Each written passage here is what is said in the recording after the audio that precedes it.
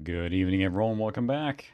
Or should I say, bro, welcome to my Xbox stream. We're going to play some Halo. And no, sorry. There's a certain stigma with the Xbox, isn't it? Anyway, welcome, everyone. Welcome back. Nico, Meek Boy, Mike Boy, Revenant. Extreme. Yes. Say X. And I thought about having a backwards ball cap on and like shaving my beard to be like a goatee. And anyway, I didn't go that far. But there's a certain stigma around the console, I would say, especially, from that era, the early 2000s. It was just ripe with that kind of stuff. But hey, Xbox, it's a fun console. And I'm not sure how many people here played anything on the original Xbox or enjoyed it, but I certainly have lately. I didn't have one originally, so it's been fun to explore for me, anyway. But I hope everyone's having a good evening. We're back again then. This time I felt like console. I don't know why. Just felt like console games. And we, of course, had a great success with the Toshiba laptop last stream, getting it to work with the integrated MIDI synthesizer.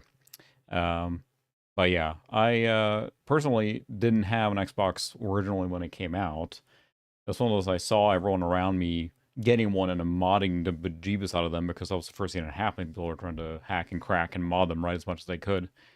And it pretty quickly turned into a free-for-all or wide-open system, like you could do anything you wanted with it, basically. And at the time, let's see, I was trying to think, I was basically using PC at the time, really. Was into PC gaming a lot. Then got a GameCube at the end of the cycle when it was being sold out cheap.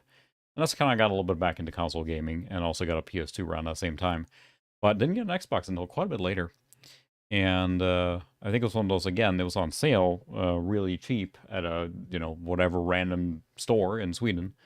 And ended up buying it there with a couple of games because it was just, again, dirt cheap at that point. You get that era where you get to that point where you don't, it's not old enough to be retro, but it's not new enough to be like modern or cool. So then you get that perfect spot to buy into it.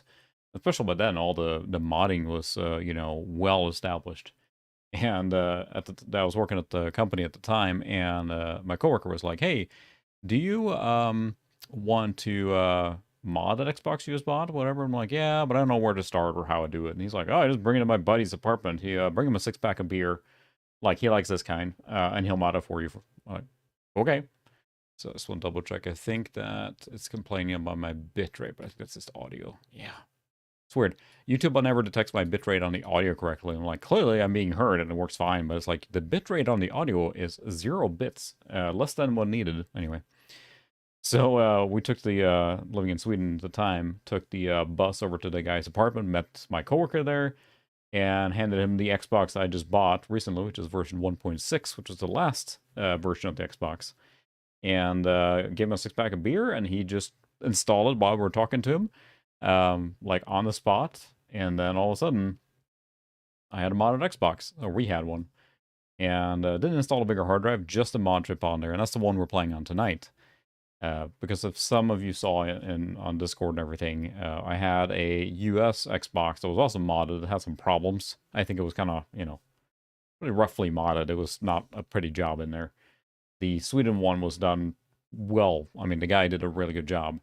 So I ended up transplanting the power supply from the US one into the European one because the power supply is not switching. It's 220 volts on the one from the EU. So now, presto, we have one working Xbox. And since then, I have dropped a 1 terabyte hard drive in this thing and reloaded it and everything. So now it's pretty much ready to go. I've been filling it up with games.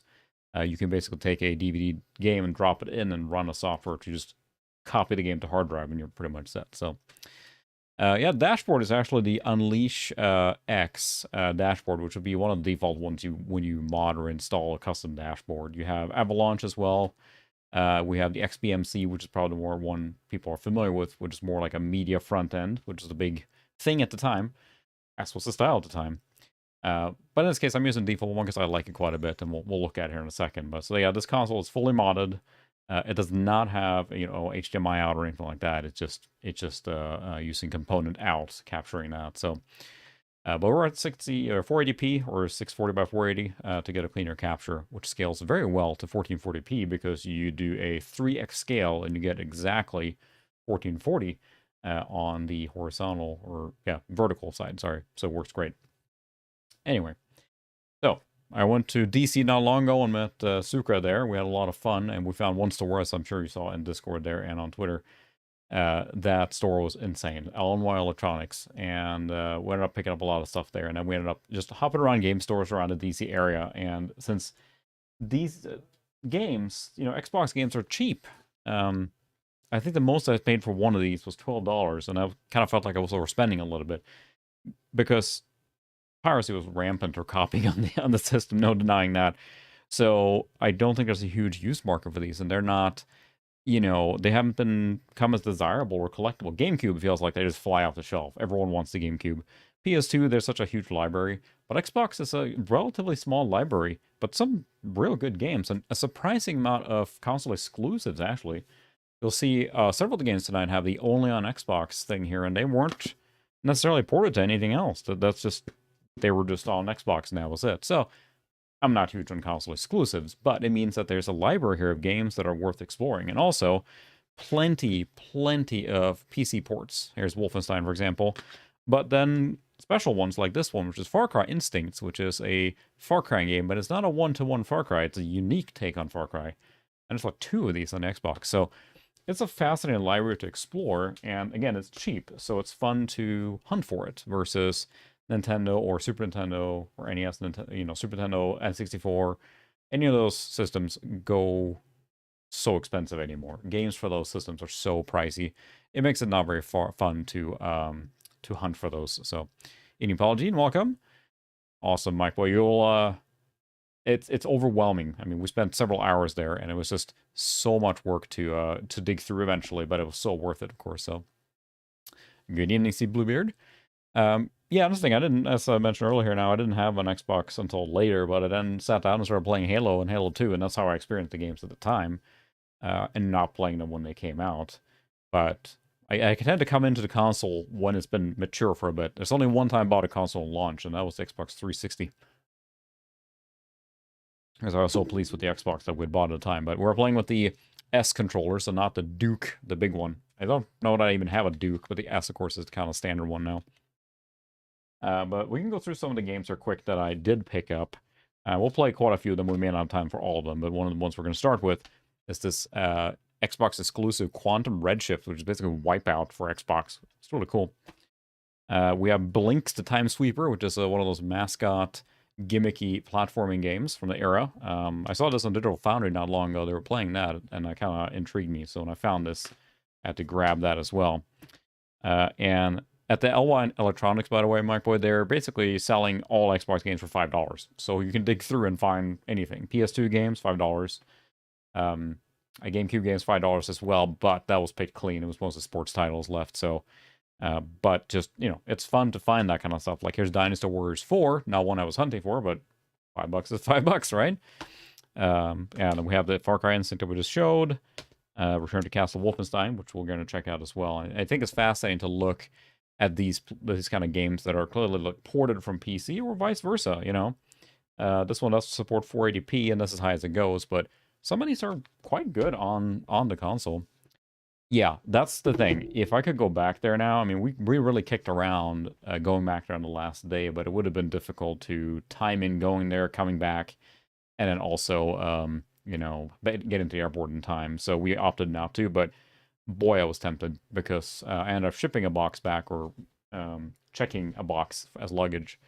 And again, I mean, just be prepared when you go in there. It's just like, I mean, I can't, maybe someone comes in and cleans out a place before you get there, I'm not sure, but they had just droves of PS3, PS3, Xbox 360, Xbox, PS2, and then, of course, a lot of sports out over GameCube.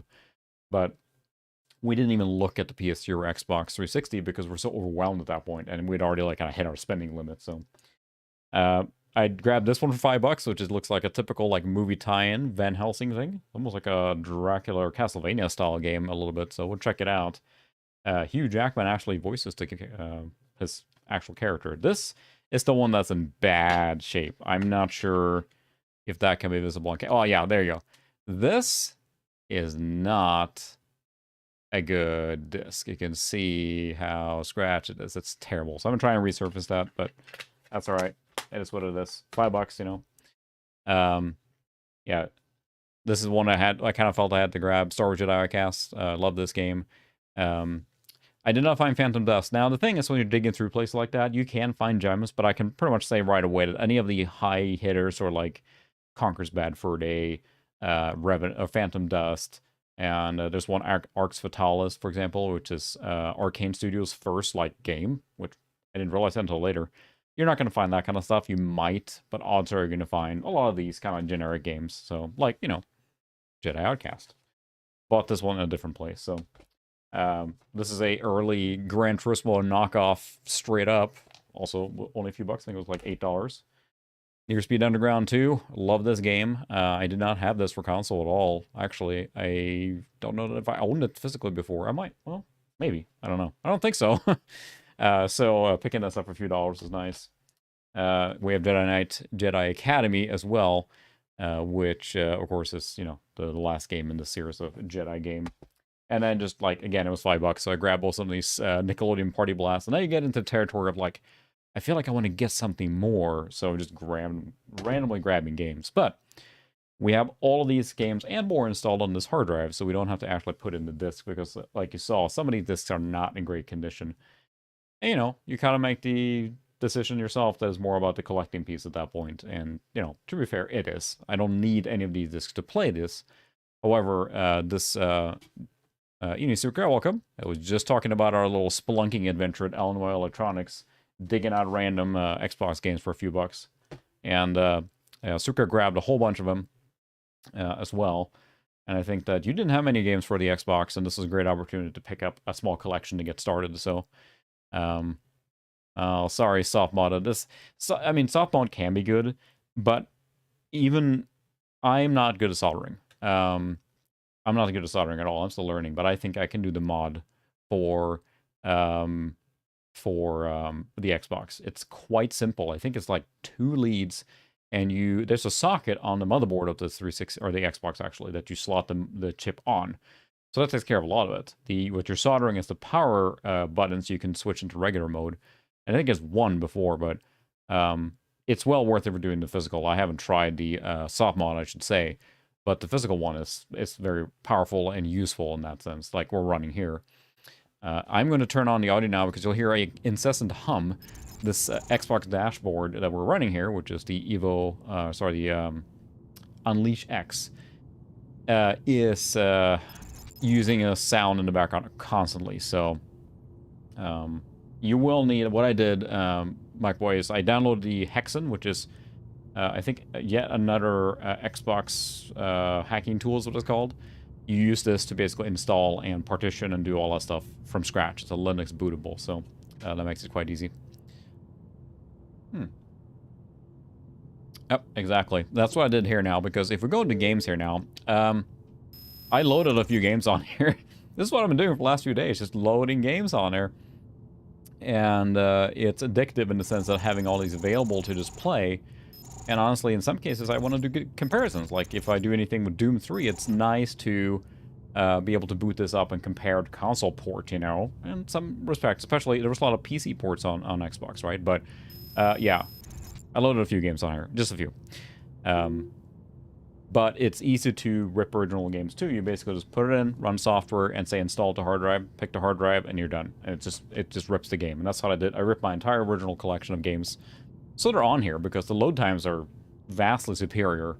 And of course, you're not wearing out the disc either. So, yes, there is exactly that too. So that's in most modding scenarios where I have a console, I like being able to play original games too.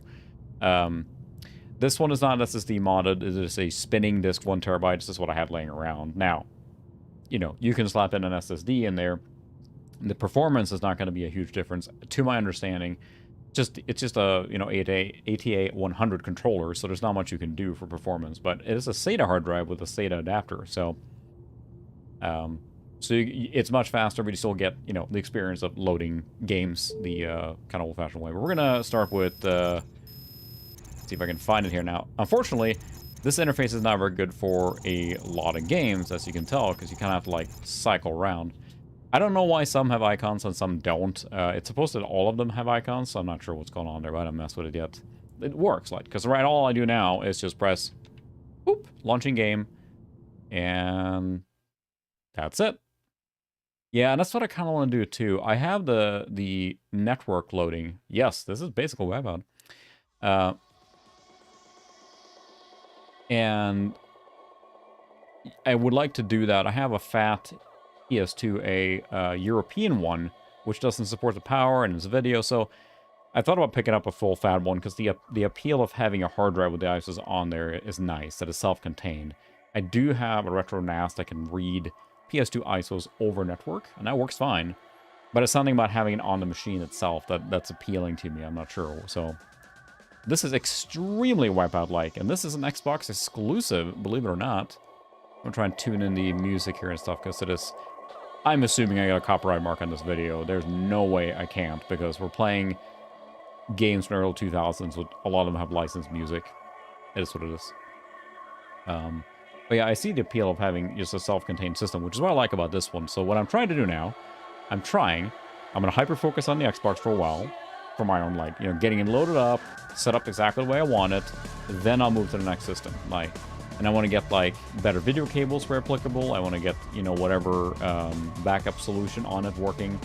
You know, I have a GameCube with a mod chip in it that lets me play backup discs. Well, I like to put the SD card reader on the bottom, too, so I can read that.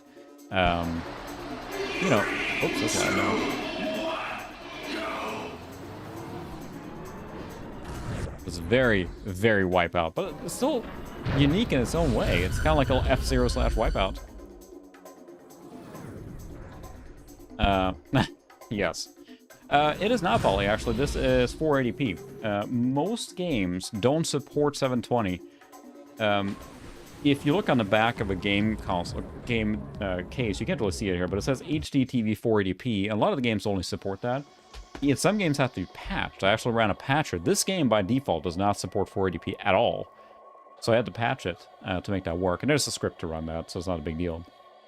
Most games do not support 720p. So what we're running right now is 480p, or 640 by 480 for PC friends. And that is 3 times integer scaled up to 1440p equivalent. So the meaning that it's a 1 times 3 pixel increase in size, but it is integer scaled, so that gives you a very sharp and nice picture. And I'm using actually not my data path for this one. I have component input on my StarTech external capture device, so this one actually works great for 480p component capture. I am playing on a PVM because I am better than everyone else. No. Yeah, that one really is good. The pod racer just... It's so fast, and it's so cool. We'll do a couple of races here. Now, understanding that racing is always going to be difficult. Who should we be? There we go. That looks like me. Yeah, that's the thing. Like, you put it on a CRT, it looks really good. I think that it is just like... I don't know. There's something with the graphics, too, and they look just... amazing and crisp in 480p. And Polly, you probably would get a lot out of the Xbox since you have that HD capable CRT.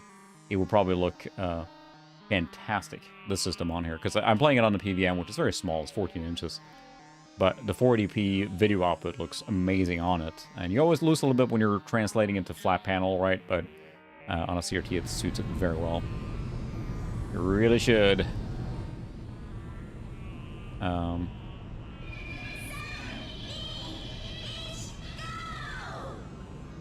gotta remember what the buttons are. But the thing that I'm struck a lot by games of this generation is that a lot of them run really smooth and fluid. Whee! You new Steven? Welcome. Sorry, I'm not trying to keep my eye on chat, but it's also quite difficult racing games. As I can blame it on that. Power up! Rise from your grave. But yeah, I have just been real nostalgic for this era because it is so, like, 2000s. It's hilarious. But it looks good. This is awesome. It's very, of course, extremely Wipeout, but it's weird that I picked it up, and Sucre, you probably remember me. Oh, I grabbed this one and like, oh, this one looks neat. It looks so generic and stupid or whatever. I'm like, this is pretty awesome. Although I kind of miss the Wipeout robotic voice, missiles, shield.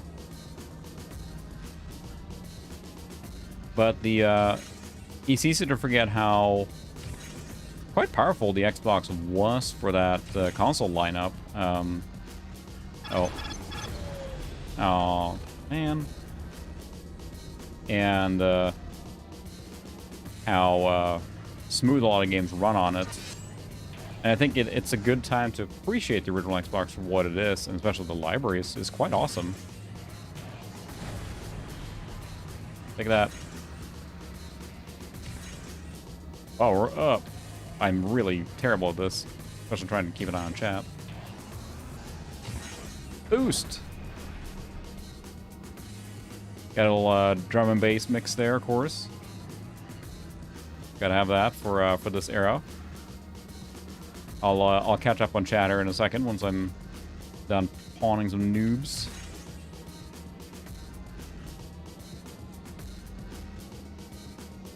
Backward. Oh. Not cool, Amy. Oh, yeah?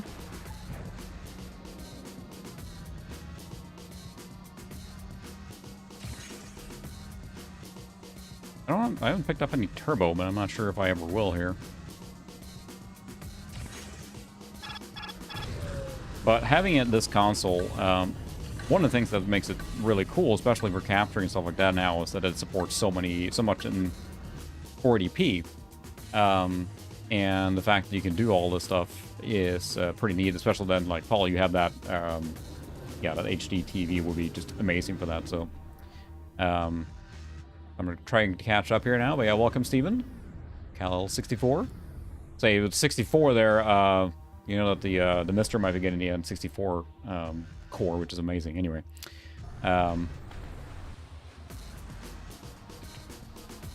Yeah. I'm glad you picked those games up, Sukra. That's pretty awesome, and hopefully I didn't take too many games from right up from under your nose. We're trying to like be nice with it, so.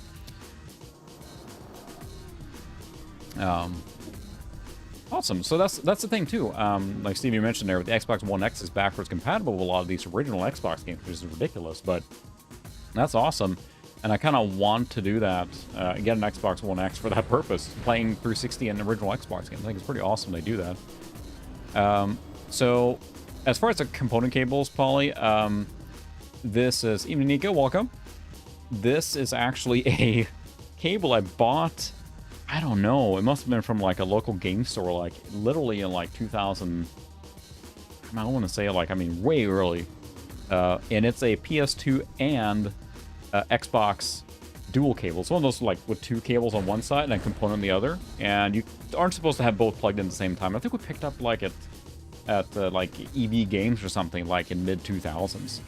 And that's kind of what I think I did. And then it goes into PVM, and the PVM then basically is bypassing. It has an output as well, and that goes into my capture card. And the cable from the PVM to the capture card is literally a 3-pronged phono cable, like a standard like yellow, red, and white cable. Like I couldn't find a special one, so that literally is what I'm using. And it works fine. So, good evening, welcome. I don't know how the colors are just there automatically in the chat. They just are all automatically colored now. I'm not sure why. New cache. We can upgrade too. Nice. Oh, let's see. Viral data stream. We're gonna upgrade it. Oh, we don't have money. How much does it cost? 6,200. Okay. Fine. We'll there we go. We upgraded that. Okay. Continue. I do need NOS. What's that? Oh, you have to like.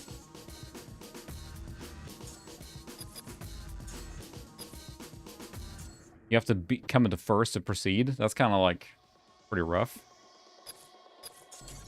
All right, we'll just do a couple quick races then. Oh my. Boy, that is some Solar City. Hopefully that's not the one I just drove. If it is, I'll leave it. Now. And that is a very 2000 looking dude. Go.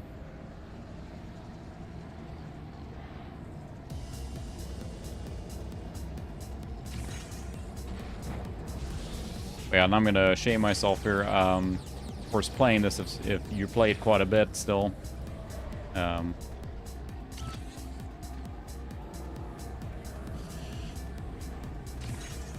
But I don't know. It's such a awesome like game of the era. You take all this put in, but it's like fluid 60 FPS. Now it doesn't. I will say it feels pretty slow in the sense that for these being futuristic racers, supposedly going 400 kilometers an hour. F-Zero GX, and then also, yeah, I would say Pod Racer has much better sense of speed. So there's that. Not that Wipeout ever felt like that fast, if that makes sense either. New lap record. But for being like a, you know, pretty early game in the library, not super early, but pretty early, 2002. Xbox came out in 2001, right?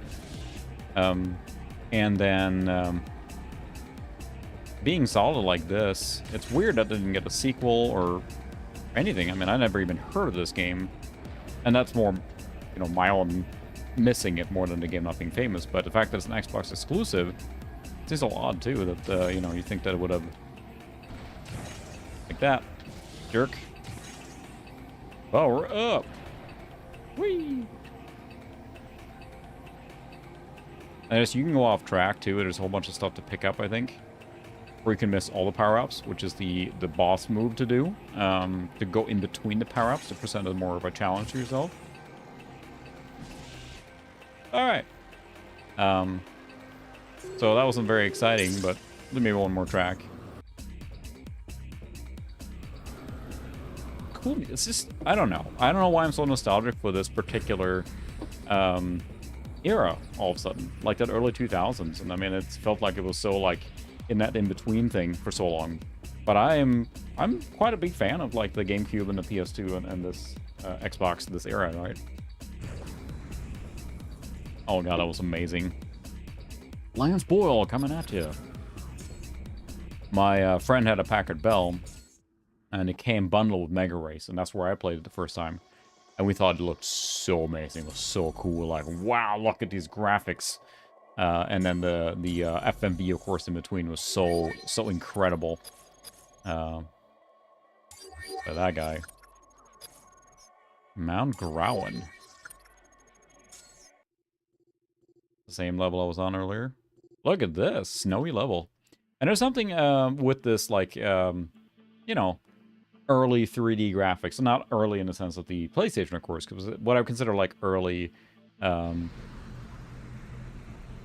just, you know, these smooth out graphics and everything, so... Ah, yes, I literally acquired that a second ago here. I haven't transferred it yet to the Xbox, but we can actually play it tonight if we wanted to, but... I think this is online, yeah. Let me look and see what it says on the box.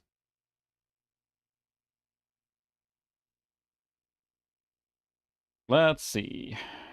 It says nothing. Usually have a little thing on the bottom here that says everything that it supports, but it doesn't say anything. 1 to 4 players. 16 global racing circuits. Doesn't say anything about online play, unfortunately, on this one, so... Evening, Eric. Welcome. We are doing our daily commute in the future here. Just taking a normal drive, you know, get into work. Woo!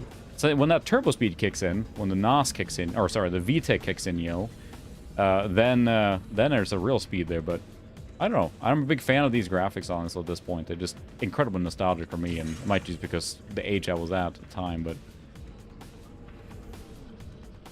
well, this is much curvier than the previous one. Wow, that's just a freaking Pikes Peak mountain climb here. Goodness. VTech, yo, it just kicked in. Whoa! We're doing our controlled descent there. No one passes me.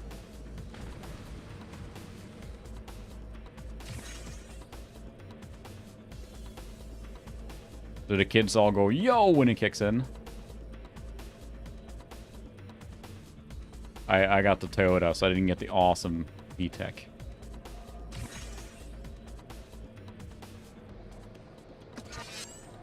Woo! You don't get a lot of turbo per. I think you have to level up your vehicles, but I mean, this seems like quite a solid racer for the time. I mean, it has all the hallmarks of a cool racer. And I'm surprised I didn't hear much more about it, but then again, I was just like not into the Xbox at all in the beginning. I had to use the brake like a lame-o. I was more into, I think, realistic racers at the time, too. I mean, I played Gran Turismo 3 a lot when I got a PS2. I think a lot of car-interested people did that, but... And then I played F-Zero GX quite a bit. I am not very good at it, though. And I saw you, Paul, you put a video out when you showed you racing there, and I couldn't even remotely play that well. The speed was almost too good. Like, it's so fast, but this looks... We'll boost down the hill. A pro. And this looks, you know, really good for the era, I would say. Racing games always got a little bit of a leg up in the sense they can have high graphical fidelity. All right, Eric, thanks for stopping by. Have a good one. The, you know, they can render the stage or the level pretty narrow, so they don't have to. They can dedicate all the horsepower of the rendering to show a nice detail of what you see compared to wider games that have bigger field of view. So, I sort of when I test played this the other day, it had quite different music. This is all like drum and bass almost, but when I was playing it the other day and testing it. It had like some techno music too, so I'm all surprised. Let's see if there's a background music selection on the main menu. Options. Sound settings. Okay. Oh, you can, yeah, you can select, I think you use, probably a, if you pop in a music CD, I bet, or something, you can probably use that for the background if you want to do that. You can listen to Vanilla Ice, for example. Playing the ice level. Yeah.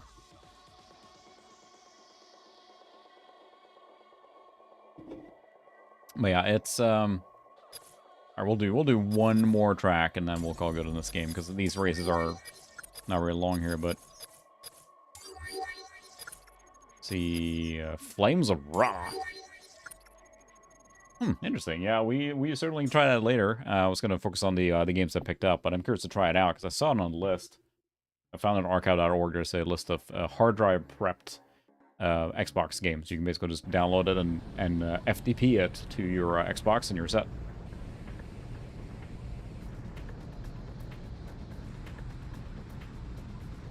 Nemesis. Full power. You got boost power. Desert level. No, I took my thing. Mega power up.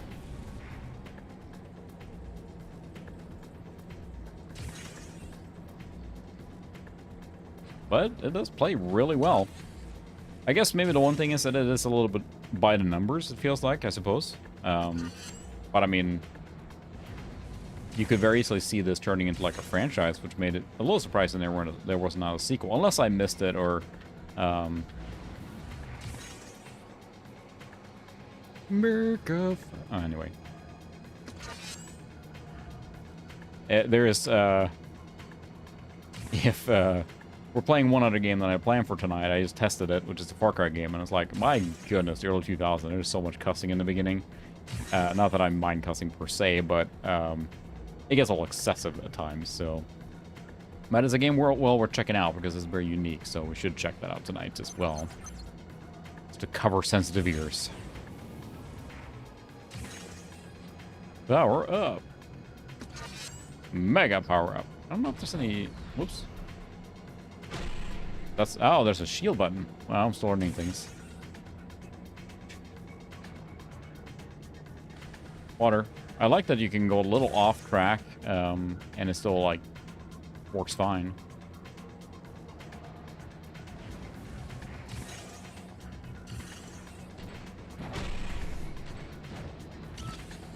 Points bonus. Olaf was dominating the race. Tarquin blasts into first. Anyone can name that game? Play that a lot.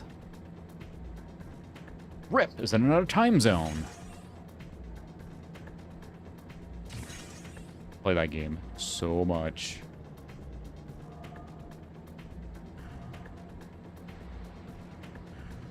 Anyone can name that one? The announcer in that game?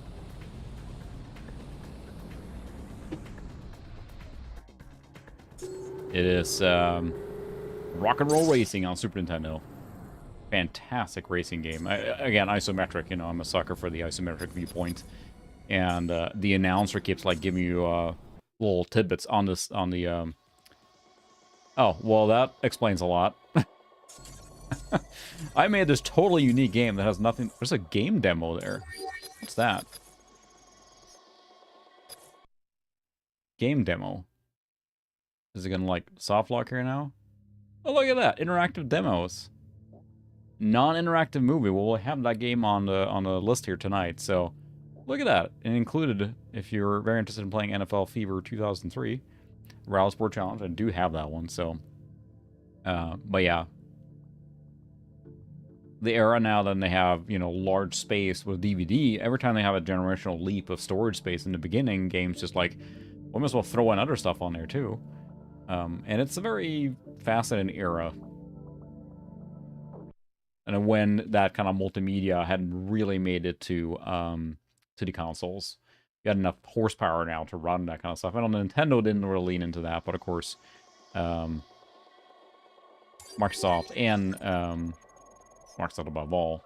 But then, I was going to say, Sony also leaned into that with a DVD player and everything, and Nintendo is kind of like, we are going to make our proprietary discs, dang it. So there is actually a way to reset the system. If you hold the trigger, and back and black button, which are like kind of the peripheral buttons, it will reset. However, I think it's because my dashboard, every time I do that, it just like derps out. So instead, we'll just do a hard reset of the console because it's a console. And you will get to hear the wonderful Xbox boot up sound. But I'm just going to power it off. And power back on.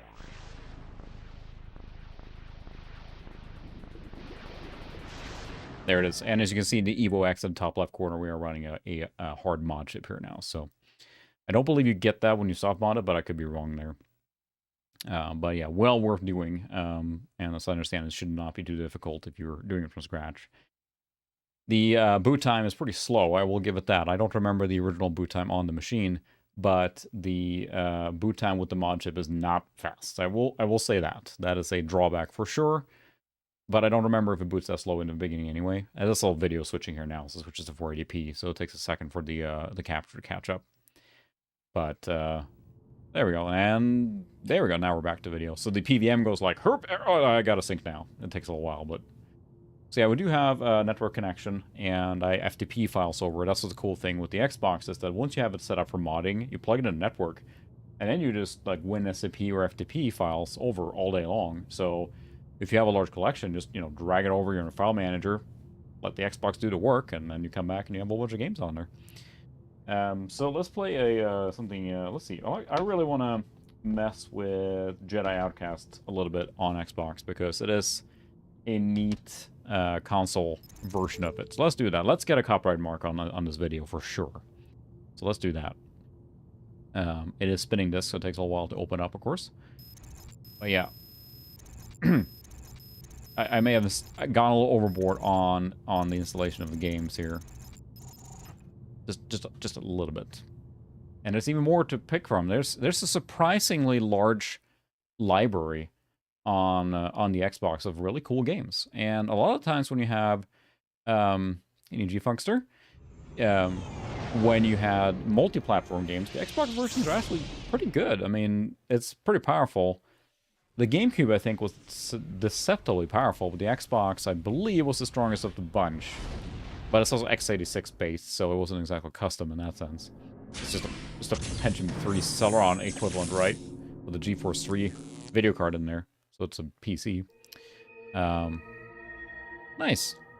Awesome. You'll be happy with it once you get it figured out. If you have any questions, let me know. It is just a pain to get running well. So there's that. It is a great tool. It's not always applicable, but it is also very, very powerful capture card. They're still available on eBay right now for $45. The small one without the bracket. And that's exactly the one I have. DataPath E1. I think it's like $45 plus shipping. They really did. And I don't know why, but I'm then so taken by... Hang on, don't... Starting immediately. Hey, we'll just let it run a little bit, so... Yeah, the GameCube games definitely were something else. I mean, it's really surprisingly good and powerful. But I've had a look. I mean, the Xbox feels like a modern console to me, right? That's probably the best way to describe it. It feels like a modern controller.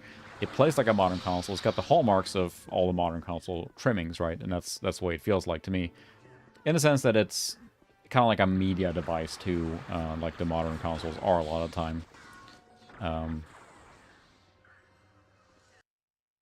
This game makes a few concessions, of course, to be able to run at this resolution and everything, but yeah. Probably. I mean, DataPath were not meant to be run by... when you do the capture, it does take quite a bit of resources, especially if you use the VCS third-party capture software, which I do use extensively. Then you get some pretty hefty CPU requirement to run it. But at the same time, if you're not doing anything else on the machine, if you're just using for capture, it should be fine. Problem in my case is I do the capture, I do OBS, and the streaming and all that stuff at the same time. That's where a stronger processor is helpful. But if you're just doing the capture, it should be fine if that's what you're going to do with it. So check out our options. Yep, that's pretty much it. Say Revenant just woke up. We will run on easy because I'm a chum. And this is a game that I think translated quite well to console. And there it is. The return of the copyright mark. Sorry, Lucas. Don't sue me. Sorry. I will take this hit for the team because I'm not monetizing my streams anymore. And also, you can't play Star Wars games without the music. That's just, I don't know. It takes away like half the experience. You gotta have that music. And then we'll just take that hit. I can see the YouTube thing, like immediately waiting, like as soon as I hit like end live stream on this one, it's gonna put that mark on there because it's probably already detecting the Lucas or the John Williams music here.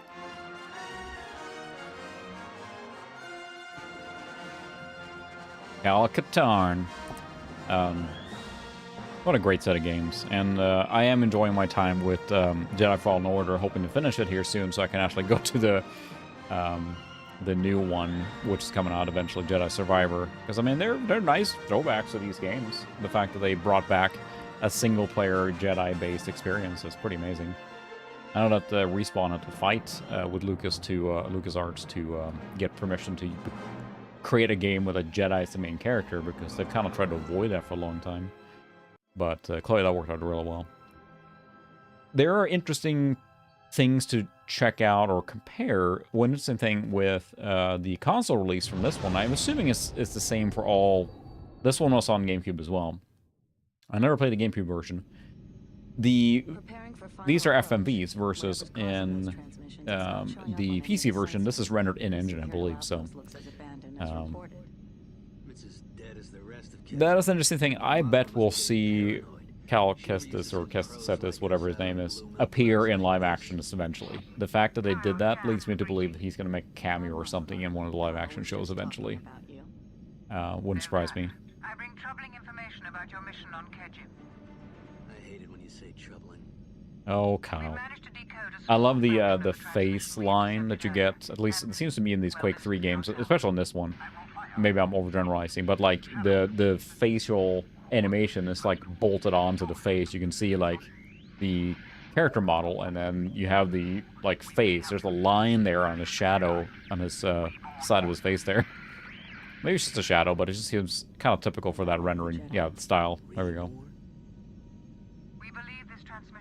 Yeah, the live action was awesome in the first one. That really made you tie into. Well, we know. Blast him. I think I saw someone. I didn't, because it's really dark here. Can we change that? Is there anything in the advanced controls? No. Oh, I need to change the let's see, controller setup. Advanced controls. No.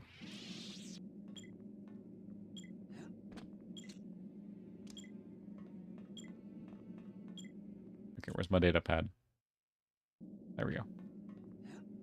But it plays quite well on here, and boy, it is dark.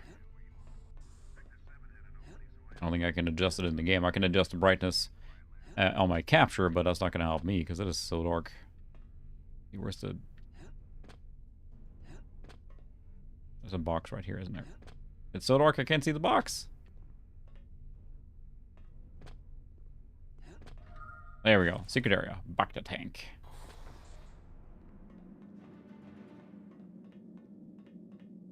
Great. Let's sneak around. It is. You're right. It totally is. But yeah, it is like hilariously dark, right? Maybe this is meant for playing in a dark room, but I have like definitely struggled performance, so. But I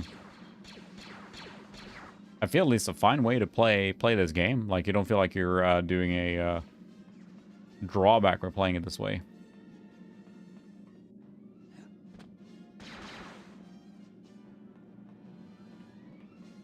I just can't see. We get them all. There's one there. But it plays, you know, virtually exactly like any FPS or, you know. Yeah, it seems really weird. There's no setting in here, right, that I saw. Advanced controls, controller setup, alternate fire, use items, Y. Nope, nothing in there for blast him.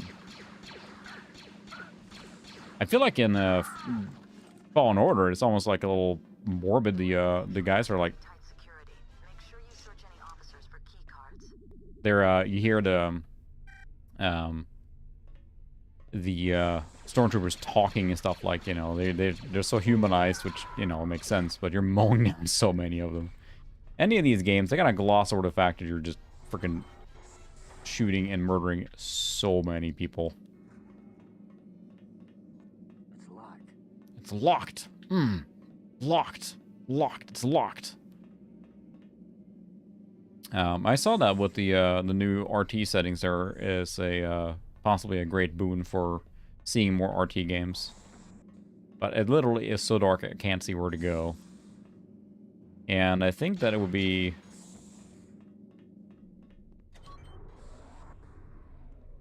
There we go. Perimeter defenses Online. Let's blast it. I think when we played this back when we're... I can't remember what we're streaming on. Maybe one of the GPU June streams or something. I think so. We were playing this. And I got very stuck here. We won't play that long because I don't want me to keep beating the dead horse here, but by golly, it is so dark. It is really hard to see.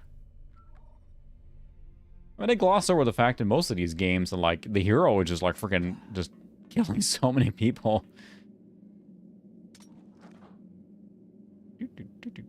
Haha. That's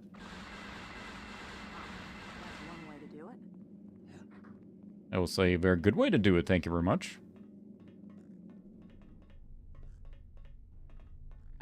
I can't see where to go. Cal, are you still wearing your shades? I look too cool to take them off, Jan. I can't take my shades off. Well, you're walking into pillars and stuff because you can't see anything. I don't care when I look this cool. Stay here, Jan. Cover our back. Okay, I'll wait here. Don't take all day. Bye.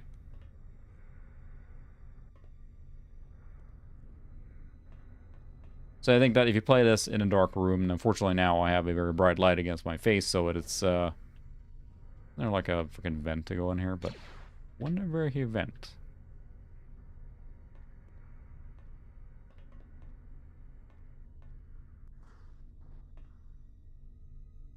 Kyle.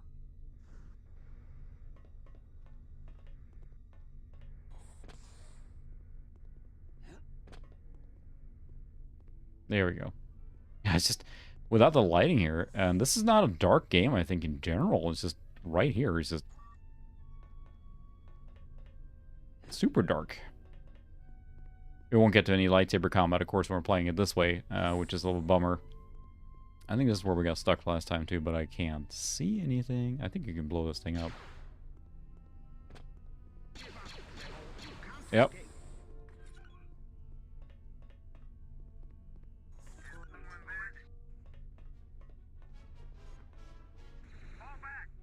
A flashlight? There's not even the light being cast. I mean, I think it's a, you know, faithful rendering here and plays quite well, but I only know that because of where we got stuck. That's one less problem to deal with. That's one less problem to deal with. Great. I'm so happy for you, Jan. Can you tell me where anything is? Because I can't see Bupkus. If there was just a brightness slider in the game, like, I could turn up the brightness on my monitor, but I don't think that's going to do much here. I don't have it, actually. At least not for... I have it for PC, the limited run games release for it. But I do not have it for... I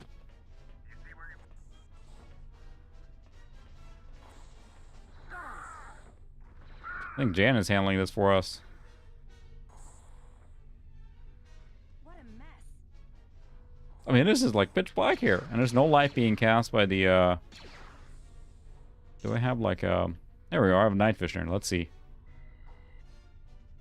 that a door? I think it's... No, it wasn't. Hang on, Jan. Ooh, it looks like I can blow that up.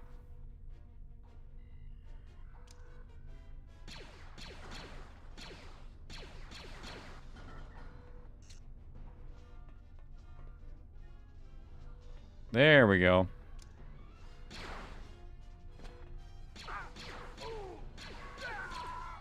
Got it.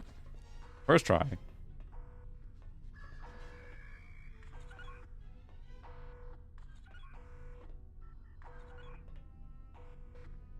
You're so discreet, Kyle.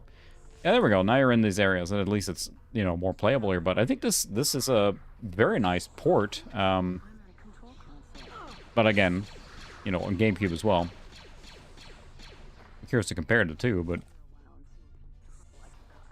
I would like to think that the dual stick standard setup here works quite well for a game, because you're used to this kind of control scheme.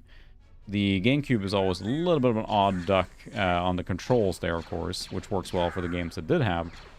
But it means that you don't have a one-to-one. Or how does it play?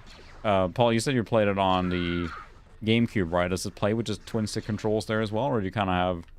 Because the C-stick on the GameCube is a little different compared to... Oh, great. I don't want to go down the tunnels. I can't see anything down there. I'm going to stay up here.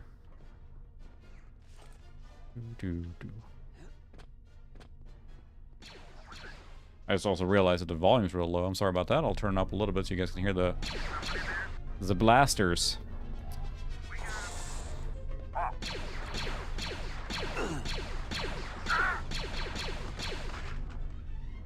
If find a good level here somewhere. The C-stick has always felt a little like, you know, it's little. And a standard dual thumbstick setup like we have here works pretty well for first-person shooters. And that's the thing, too. I mean, Halo was the first one, I think, that really standardized that kind of control scheme, right? And that became, of course, the de facto standard for FPS going forward. And the Xbox was well equipped to do that in the first place, so...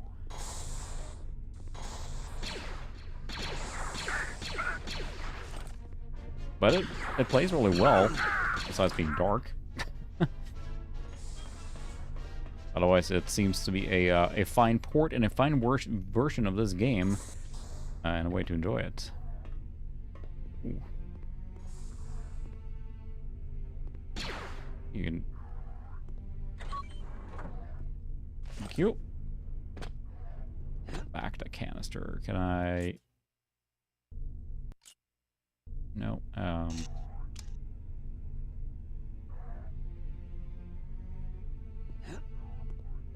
it runs quite smooth too. It definitely has slowdowns here and there, but otherwise it's clearly seems to be running quite smoothly.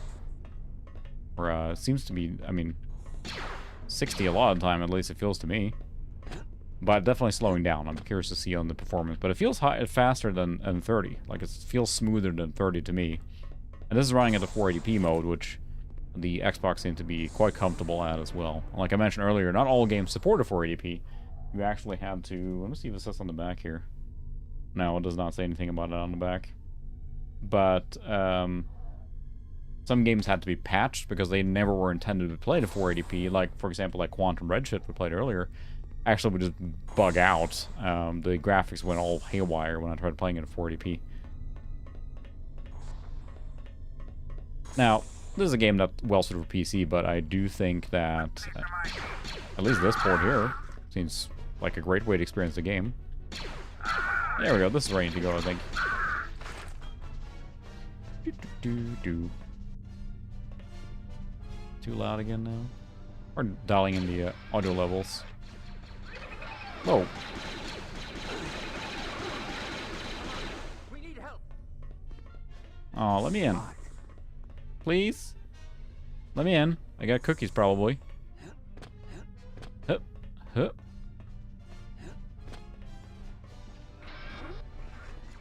Turret. Doo-doo. It's offline. It's offline. It's offline. But yeah, it's funny how you're playing like this, and you hop back to Metroid Prime, for example, and then, like, yes, with the new modern thumbstick controls, that's great. But if you play the original one, it does feel fairly clunky since you can't do both at the same time. The dual stick is such a natural extension now of playing a first-person shooter. Yeah, it does feel like 60. But yeah, the PVM actually is a 14L5, which I got real lucky to get because the 14L5 does 480p, 720p, and 1080i all in the same monitor. It's a multi-format PVM, so it is a fantastic one to have. Fantastic to have for just in general use, content creation, testing. You know, you can hook up virtually anything to it, and it just takes the signal. It is great. Yeah, the 14L or the L5 one is the top one, I believe, and I think that the 20L5 is probably what the holy grail for many people, because it is 20 inches, of course, and then has all those multi-format support things, and that's been really useful for me. So yeah, these 480p consoles look great on it. But I think we're done with this one for now, because it is unfortunately just difficult to play as dark as it is. So we'll try a different game, which I think... Let's see, we'll start over. We'll do... The cool thing again with being a hard drive is we don't have to mess with disks or anything. It just, you know, works. If I hold the power button, I believe it boots into the Microsoft dashboard. So let's try... I'm not going to pop a disk in, obviously, but we've done racing, we've done shooter. We'll do more shooter. But let's try the Blinks game, which is a kind of like archetypical character platformer of the day, which a specific quirk. And I mentioned I saw that on Digital Foundry a while back. They were playing that, and it looked really fun. The main gimmick is a time or rewind mechanic that you can rewind things to rebuild it. And that's a platform exclusive. Binks 1 and 2 was never ported to anything else, at least to my knowledge, so. There we go, we're back to that. And then wait for it to load, because it has to index all the games. The more you have on here, the longer this takes. But it's still pretty fast. Blinks, the time sweeper, there we go. Launch it, and so having games on a hard drive like this is just really, really handy and useful. And you don't have to mess with anything, it just works. And I kind of want to do that with the PS2 as well, like you did. And I think you probably just had, I mean, I assume the fat PS2, and then a hard drive with network adapter. And I think that anymore now, there are many options to do a hard drive solution for, or some sort of solution for the slim one. The problem with the slim is that it has USB only, right? And it, well, that's flashing lights. The time sweeper. Welcome to the early 2000s. A little bit of a leftover from... Oh, this is great. From the 90s with all these character... and this is a pre-rendered video. It's 480i, I think. Or maybe it's 480p, but... It certainly is a pre-rendered video now. Yeah, the gimmick is you have time manipulation from this cat for reasons.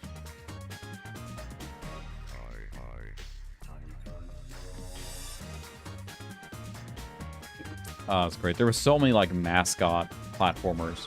I think the Xbox tried, like, everything. Because there's, like...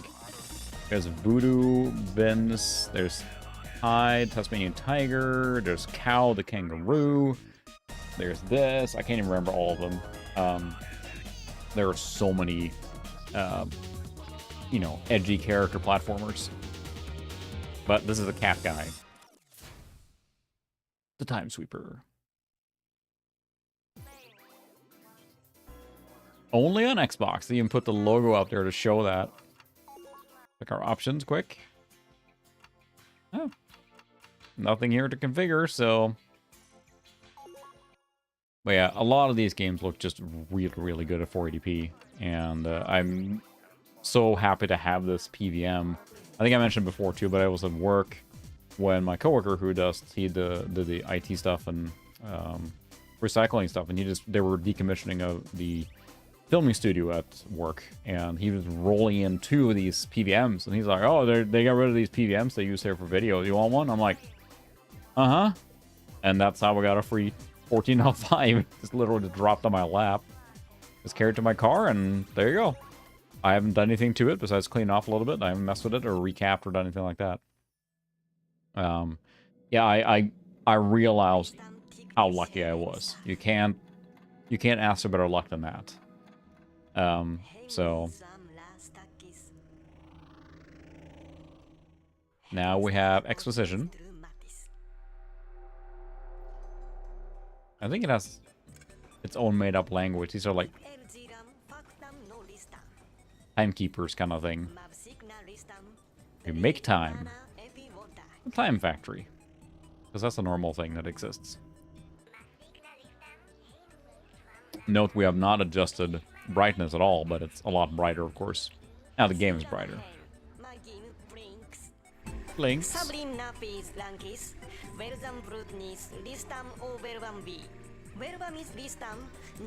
Wasn't this like the somewhat the plot for the Loki show?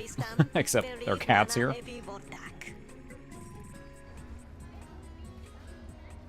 There's so many delightful experiences like this, and I don't know, it's been real nostalgic for me, even though I didn't really play this game or many of the games on the Xbox like this, to just kind of sit down at night and just tinker and test out some different games. There are... Uh-oh. Emergency. Tom Tom Gang. Time Bandits.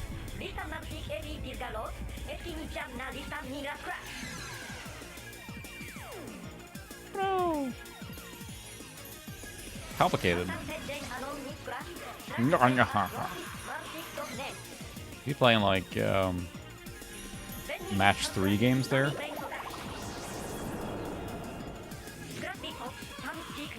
To my knowledge, this is a pretty solid 3D platformer too. with that specific gimmick done of the time manipulation, but like, we got a sequel, and I don't know when anywhere after that, so.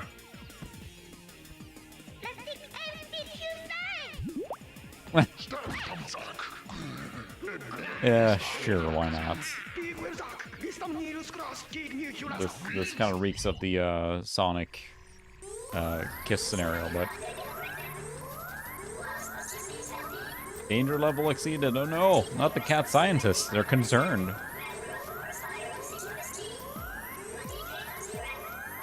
I think when they make or come up with these games, like the amount of like backstory and exposition and random stuff they jam into it to when at the end of the day it's usually going to end up with just you jump around platforms with some simple mechanic. But I think also they had the space on the drive or the disc, right?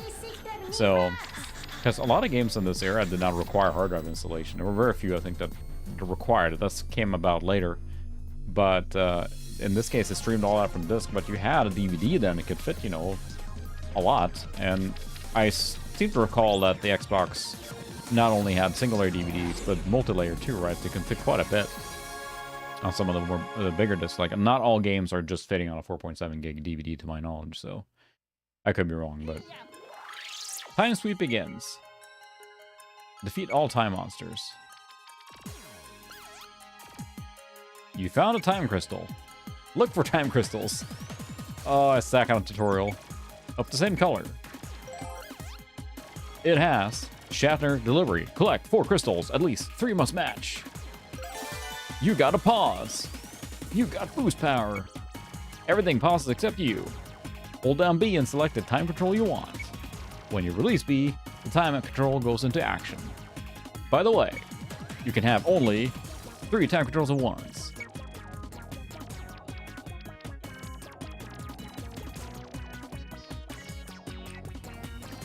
We got a vacuum.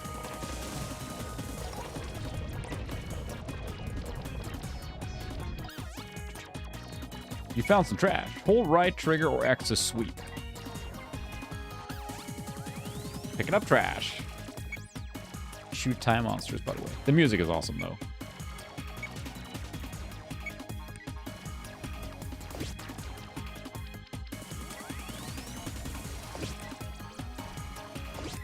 Pick up some trash.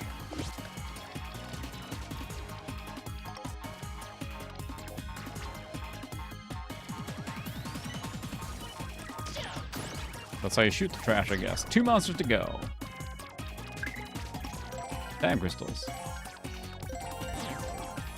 Bad crystal. Oh, you gotta combo them too. Huh. It did tell me that, didn't it? Exactly.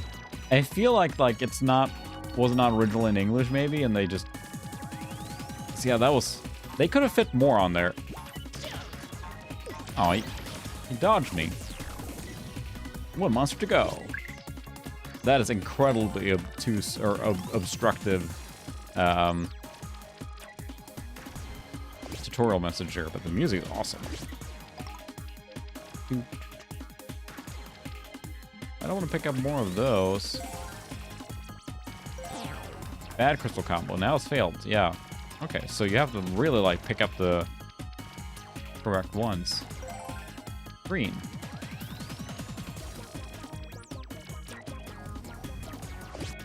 I got 5 trash. Door?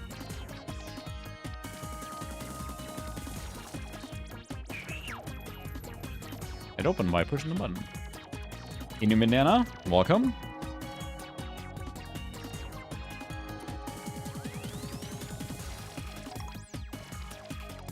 I'm a fan of this music. That's just fantastic.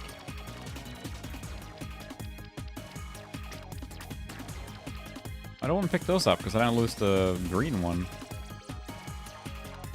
Star, star. Triangle, triangle.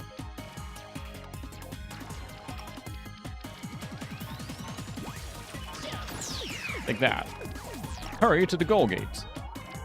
Oh, there's a timer. That's the goal gate. Time sweep complete. Okay. Tutorial level. Yeah, this reminds me way more of the like 90s style. This just screams PlayStation 1 to me. A new stage is unlocked. Press start to continue. It really feels like that kind of game, but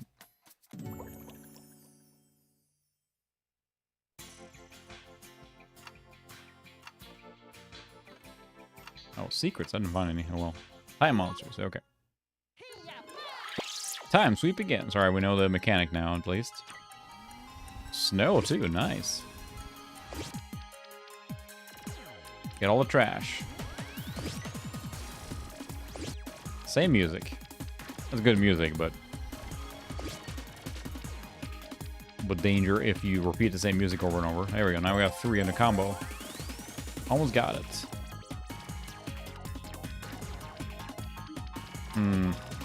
That's a secret there. Triangle, triangle. I don't want that now. Hey, jerk face. Take my trash can. Park bench? Sure. I wonder what made him decide on a mechanic to do trash like that.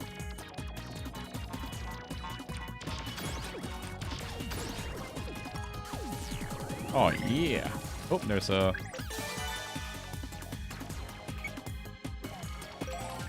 Pick up the stars now. Oh, there... I should have grabbed a triangle. There was a triangle earlier. No, there's stars. Nice. You got 2 slows. Too slow. Use slow this time. Slow time to crawl. Try using it to fight enemies and avoid some hazards. Go back for those triangles if they're still there. Yep. So chipper and cheerful. Oh, this is gold. Okay, I should always pick up the triangles then. I'm learning.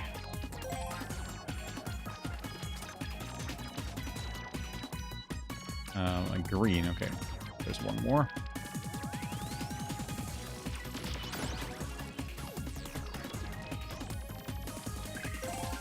Whoa.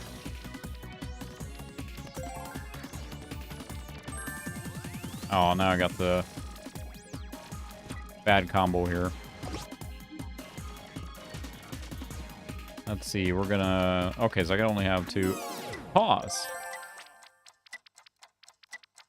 Nice.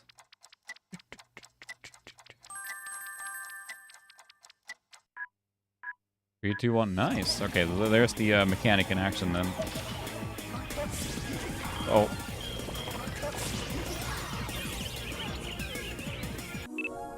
Wow. Oh, so the health is a rewind, not a... Look at that.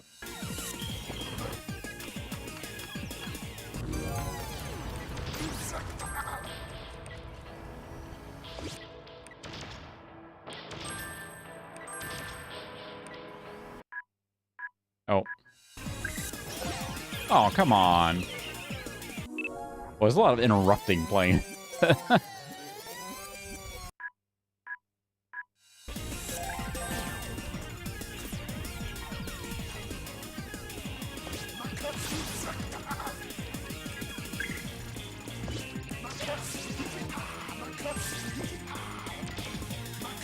Ah, the camera's all over the place. Maybe Tiger will fix it. Well, I'll get there eventually, dude.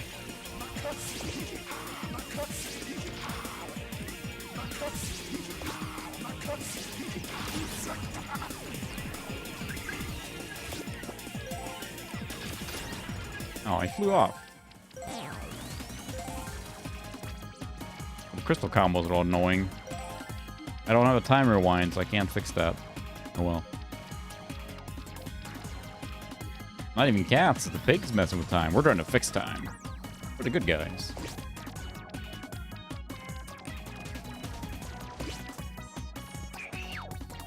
Yeah, we're open. Alright, there's 3. Get some hearts. Good grief. You gotta be really careful what you pick up. You got a secret cap medal, because that's important. Collect lots of these to unlock cool stuff.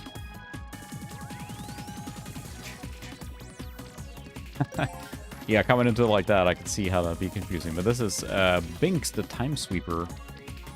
He is a cat. I'm not a cat. We can proceed. I am a cat. Now I'm gonna fail the...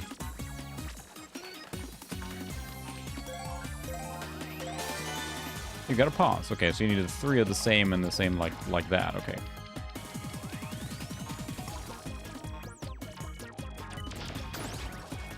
I do find it pretty hilarious to shoot like a freaking park bench. That is true. It is not something you'd see with... I'm trying to think of other games that might have used a rewind mechanic like that. Almost got it. Bad crystal combo. Well, I don't have a rewind, so...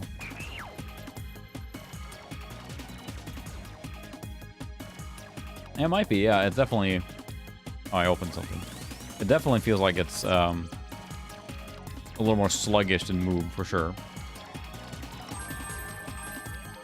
Money!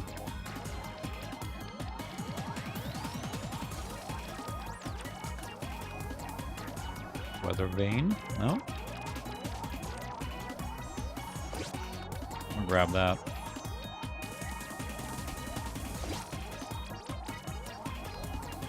It's a platform like this, or you gotta have chipper music. Time sweep complete. Alright. D+, alright. Bare minimum. We made it. Yeah, and I think it's not a super late game, too. It's pretty early in the Xbox life, but I remember the one thing they mentioned in the DF stream when we're doing it is just the it has like the hair physics, or the fur. Like there's so many games from this era that added kind of like a very aggressive like fur and hair system and stuff like that, it feels like. Presentation wise, it's fantastic. It does feel quite clunky to move around, but that's, I feel, par for the course for many character platformers like this from the era. They just hadn't quite nailed down the movement, and like it feels quite sluggish to move around. Welcome to the shop. Can I buy something?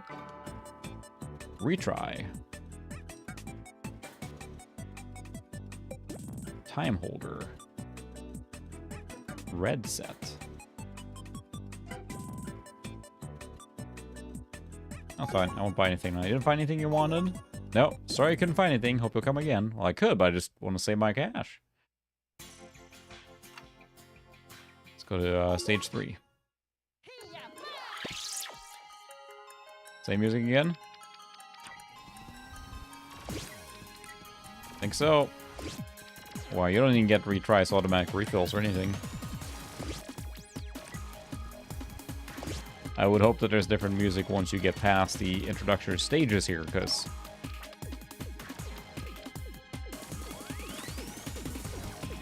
I even missed that. Green concrete block? You can double jump, of course, because it... which was the style at the time. Alright, Donkey Kong, where are you?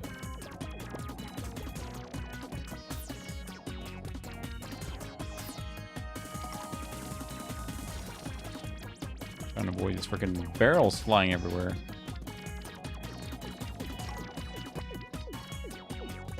$16 tons. Can I back that up? No.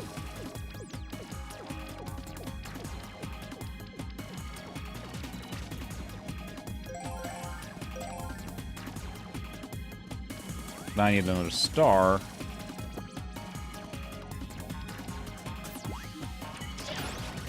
Take that. Do you have a star for me? It does not.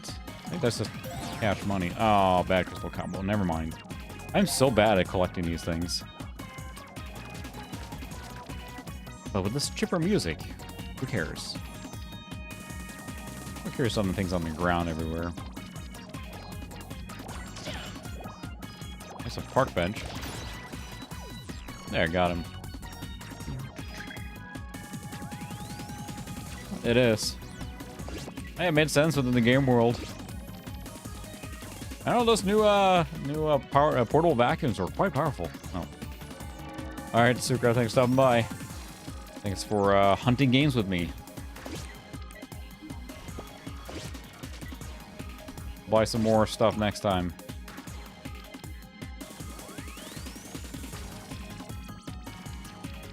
The levels are quite crazy. I mean, look at the backgrounds here. Just like it looks... There's a horse up there too. Could grab those, that might be really useful.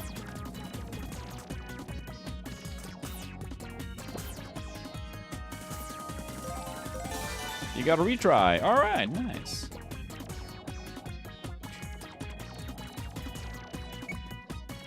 That will be useful, because I'm sure to need it soon.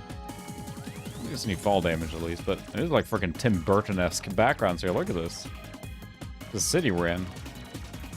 Pretty wild.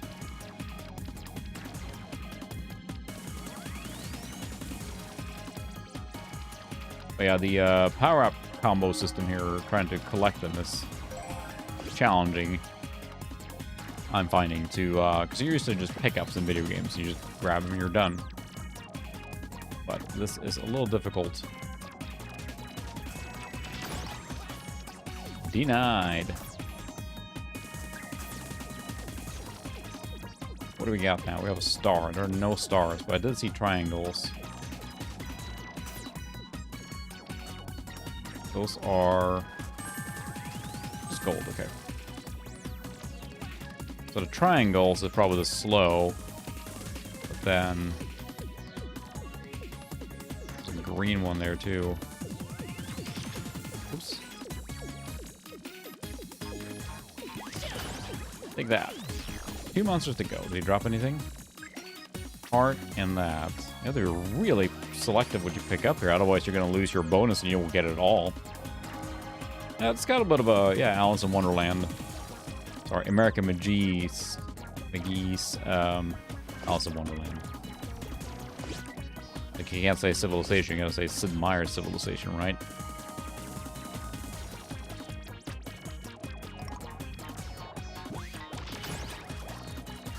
There's not a star. I'll grab the stars. Whoa, ow! Jeez, one hit and you gotta rewind? Oh, that's brutal.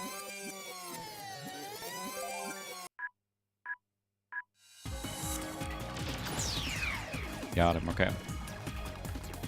So anything I can pick up the triangles, just... Oh, dang it. So that's... You gotta slow! You can only hold 3 at a time. There's the gold gate.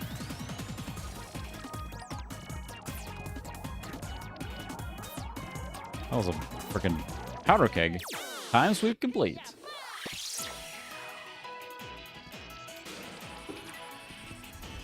So yeah, there's so many games like this on... I mean, the PS2, of course, had a huge library, so... I'm not curious, did anyone have these consoles? When talking about the 3, in this case, being the PS2, the GameCube, and the Xbox. Did anyone have them when it came out? Because I had, yeah, I didn't buy... The GameCube was the first one I got. Quite end of the cycle, like when they were selling them out cheap. But then I loved the GameCube. I mean, I played Wind Waker on there, Prime, Star Fox Adventures. We'll stream that sometime, too. And had a really good time. Forza was just such a revelation. I do enjoy the Forza games more than the Gran Turismo, even though I played Gran Turismo a lot. But I feel Forza so... I don't know, felt smoother in some way. I felt the V8 sounds in Gran Turismo was, oh, that's a boss. My goodness.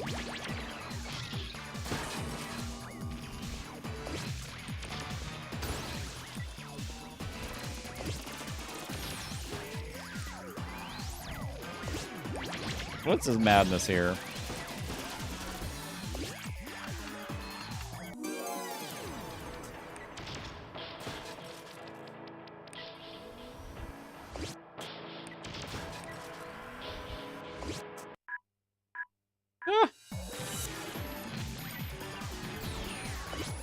Oh.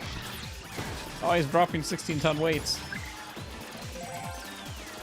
Oh, dang it. This is not going to work out well. Ah! Did the camera not lock on for me? You gotta slow. Okay, I have nothing else to... Alright. Trash can to the face. The ultimate boss killer. In slow motion. Alright. Monies!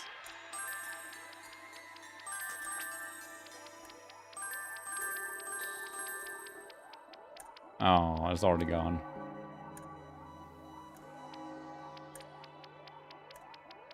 That was it. Oh, there's the exit. So we made it through the entire first stage area. Probably we're going to play on this game, but... it's... Oh, you got to see the rewind of the boss.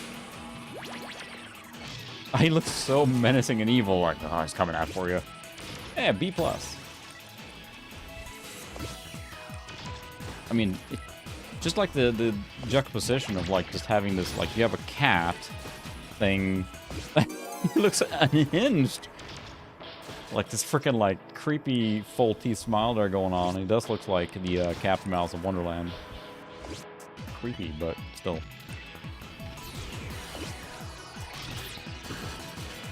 Nice. There you go, Mike. You can get that running. It's, I'll recommend it. It's a fun way to mess with this. And there's so many cool stuff, too many cool games you can mess with here, so. Because again, the library is surprisingly deep. Oh. Am I dropping frames again? Really? My internet's not keeping up now? Boy, that's been good for so long now.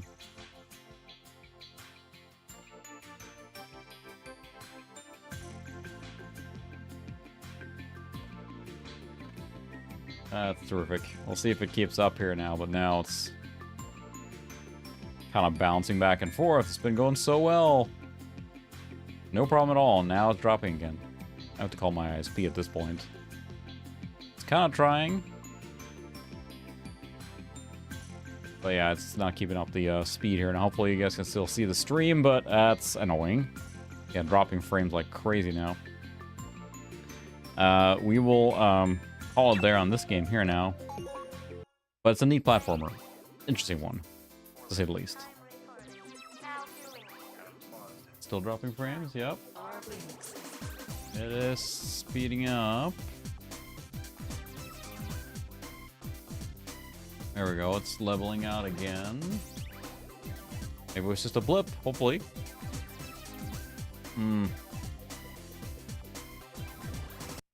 Yep, that's going. Alright, well, we'll turn off that game. Hop to the next one.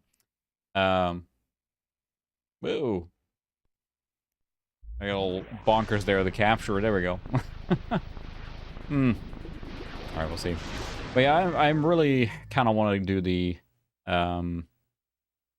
PS2 with the FAT mod or whatever. It feels like a great way to have access to the library too. And I mean, you basically have access to use the original disc too then, right? Which is a benefit of it. And you can use probably, I'm assuming these days, free McBoot is the easiest thing on a memory stick or a memory card. And then you just put a hard drive in and you're pretty much set, right? So this Xbox is hard modded with a actual hard chip, which is the EvoX where that comes from. So we have hard modded Xbox with currently the Unleash X dashboard and then a 1 terabyte drive in there. Gun Valkyrie is on here, Chris, but I am primarily playing the games that I bought in DC on my trip here. But Gun Valkyrie is on here. So let's do maybe another racing game here now. Red blinks there.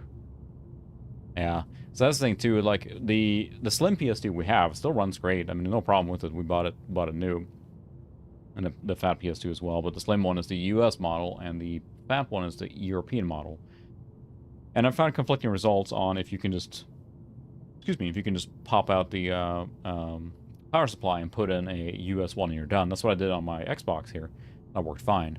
So power is one thing, but then if it's like hard locked to PAL, then that's a problem. But I would think that with a free McBoot, you can probably change that too. I think you can change that in the settings on the PS2, so I'm not sure. So I'd like to do that. And it feels like putting in a large hard drive in that is by far the best way, because, I mean, PS2 has a great library too, just a boatload of games. And then it's the option like to mod the PS3 instead, a fat model, and do, I don't know. It's just a freaking black hole of just like burning through stuff and testing things. Alright, let's do some real racing. There's a few games on here. There we go. So we'll play some Sega GT 2002 because I think it is a fascinating game because I didn't realize how much of a, like, freaking Gran Turismo, like, direct knockoff this is. And I'm not necessarily saying that in a bad way. It is so trying to do the Gran Turismo. It's almost hilarious. And I was not aware of this game at all until now that I started looking into the Xbox more. And just how much of a direct copy of Gran Turismo it is in so many facets. Which, I mean, you know, imitation is the sincerest form of flattery, like the never-ending battle. The epic car culture stuff. Yep, exactly. It's that time. Well, if you do the campaign here, you have to go start with a cheap car. So I think I had the Peugeot 206, whatever. I wanted one of those for a while when I was younger. They had them in Sweden. Was the only like decently sporty car that was recently priced. It was the Peugeot 206 GTI. They called it there. Yes, the GTI. And it was like 137 horsepower, 2-liter natural aspirated engine, 4-cylinder. Was peppy for the day, I guess, but I never even test drove it, so. Living in the city, it was hard to justify buying a car when you could take the public transportation everywhere. But it feels like this is not one that gets mentioned a lot, because this is a Xbox exclusive, I believe, as well. And feels like, you know, a full Gran Turismo style title. And thinking back to it then, I'm not sure if this came out first or Forza came out first. But this was, you know, full like career mode and quick race and everything, so nice. Yeah, I don't have a Peugeot. I never owned one. It was just an idea I was kicking around when I was younger, but then ended up now buying a car because, you know, living in the city, and ended up borrowing my brother's car when I needed a car because it was so expensive to park a car in the middle of the city. Just a real reverence here for the car culture. It's crazy how much Gran Turismo affected racing games for a long time. Like the style they created, right? And this is really neat for this. But it's Sega, right? Sega GT. This was developed by, let's see, oh, WoW Entertainment. Assume it was, oh yeah, published with Sega, but yeah, this is not Gran Turismo, believe it or not.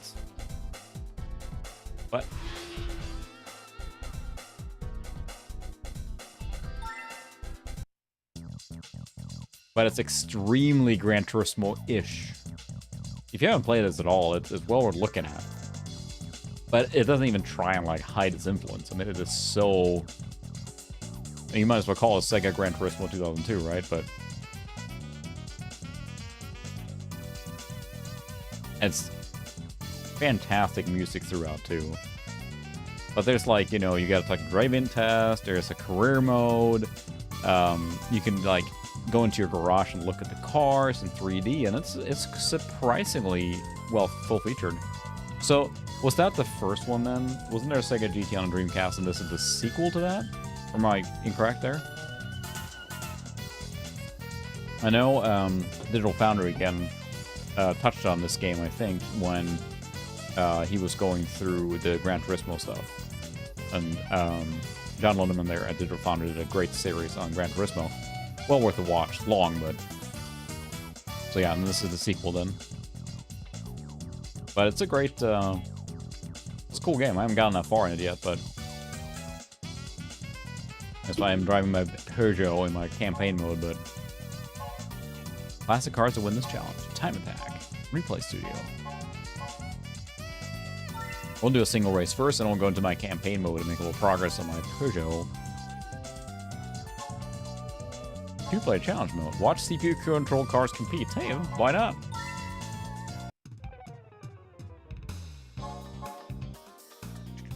Let's cycle through some delicious car culture here from the early 2000s.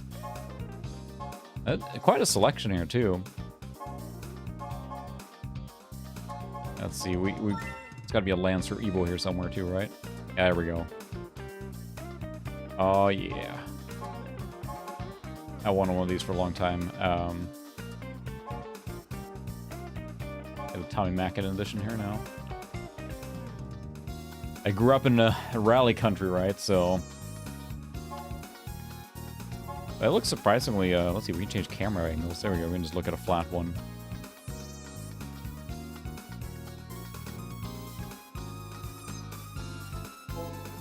Yeah, some car stuff. Got the Acura NSX, of course. Don't have a silver one. The Acura NSX is like one of the best sounding cars, like naturally aspirated, I think. Just fantastic. Very desirable now, I think, if you get one in a clean example. You can go to your own garage and look at your cars there, too. Opel, but really an interesting mixture here of cars. We've got the Audi, but I think it's only like the TT. I think the biggest thing for this game is there's not a huge selection of cars. It's pretty narrow. I don't know if you unlock more, but in this case, there's one Audi. Nice. It's not like I didn't buy a car until I came to America, because again, living in the city in Sweden, it was more hassle than it was worth, and I borrowed my brother's car, and before that I just drove my parents' car, which is like an Audi wagon, so. They have the Celica here probably, right? The Supra, of course. The twin turbo. There we go. That we're talking about? What color was it here now? It was red, right? Gotta be red. I thought that would look so cool back in the day. I always thought it should have a turbo because it was the thing at the time, but... So like a GT4, the colorless signs rallying. That's what that screams to me. Alright, well, we're doing that then. Oh, so the 97 was this one? The GT, or not the GT4, which is a turbo and all-wheel drive, right? One that was the fancy one, but this is the model then? Because I don't remember the 90s for the Celicas, but...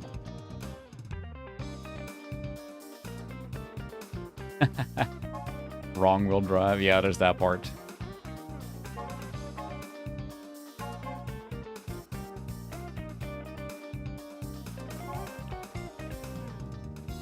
We'll do the GT4 then, because it's cooler. And the nice part here is you can actually do an automatic like light tune and just do that, and it's tuned a little bit. The music in this game is fantastic. Tornado Pass. White Steps. We're rally stage? Wow. So, well, we have a Celica rally car, so I'm gonna go easy here. Yeah, I mean, I grew up driving and being around all-wheel drive cars, growing up in Scandinavia. Everyone had all-wheel drive, or Volvos and rear-wheel drive. They were all just kind of, oh. Go, go, go, rally. I'm gonna turn it down a little bit. There we go. Oh yeah, we got the boost gauge and everything, and it's... Oh yeah. Oh, oversteer. Just a little bit. It's fine. This is fine. Just cleaning off the paint job a little bit there. You change camera angle. There you go. I may have overestimated my ability to, That sounds good, too. I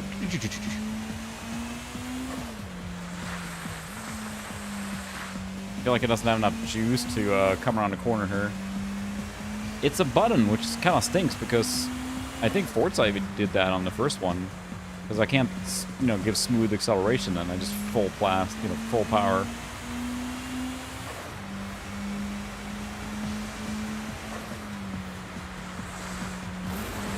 Whoa! I was trying to do a wicked 360 there, but it didn't work out. Okay, how do you... There's reverse. I'm doing great, I feel.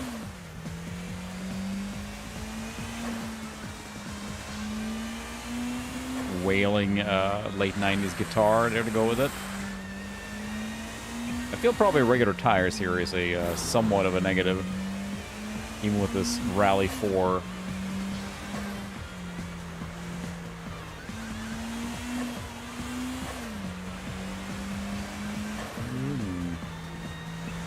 So I'd rather a rally car now, or not quite, but I grew up with, you know, all-wheel drive cars with turbo engines all around, because, you know, you had your Volvos with all-wheel drive, you had your Saabs, and you had your, I mean, there's so many all-wheel drive cars, and a lot of the German cars being sold in Scandinavia at the time, too, were all-wheel drive, because it's just the climate, just everyone kind of needed all-wheel drive out in the countryside. So my parents had all-wheel drive Audis for a long time, so that's why I drove a lot, kind of when I was just getting my license. So then when eventually we opted to get a fun car here for the family, we ended up on the Subaru WRX, because it just, you know, there's no settings, you just turn it on and go, and you have permanent all-wheel drive, 6-speed manual gearbox, and a turbo engine, and it works really well. It's a freaking blast in the winter. Put winter tires on that thing, and it just, nothing stops it, so. Like, it has a much higher limit than I will ever drive. I don't drive like a maniac on the road, and that car is much, much better than I will ever be, if that makes sense. I won't hit the limit on that, so I might take it to track someday, but... Plus, you know, I can pick up vaping, get a couple of cargo shorts, back with the ball cap, say bra a lot. And, I mean, it goes to the Xbox persona, really, once you have a Subaru WRX. I'm getting the hang of... Oh, understeer there and oversteer. Understeer to oversteer. All right.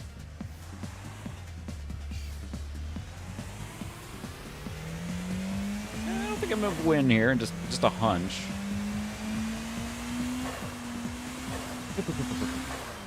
I don't know, there's something about rally cars. I used to watch rallying with my dad a lot, and this was in the late 90s, or early 2000s, sorry. Oh, mid-2000s maybe, at this point. Anyway, just watching Marcus Grönholm, and, you know, Tommy Mäkinen was kind of coming out of it at that point, but just watching them fly through the forests and the rally cars, always exciting.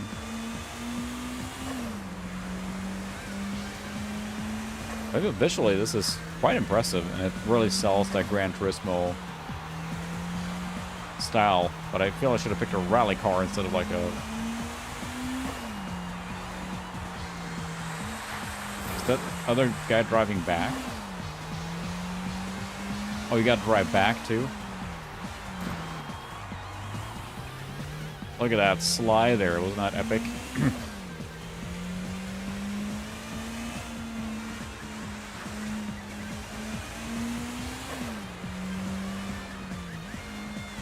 Usually when I play racing games, good lord, yeah, there's not much grip there. There's not enough power to four-wheel slide through a corner. Little Scandinavian flick there, but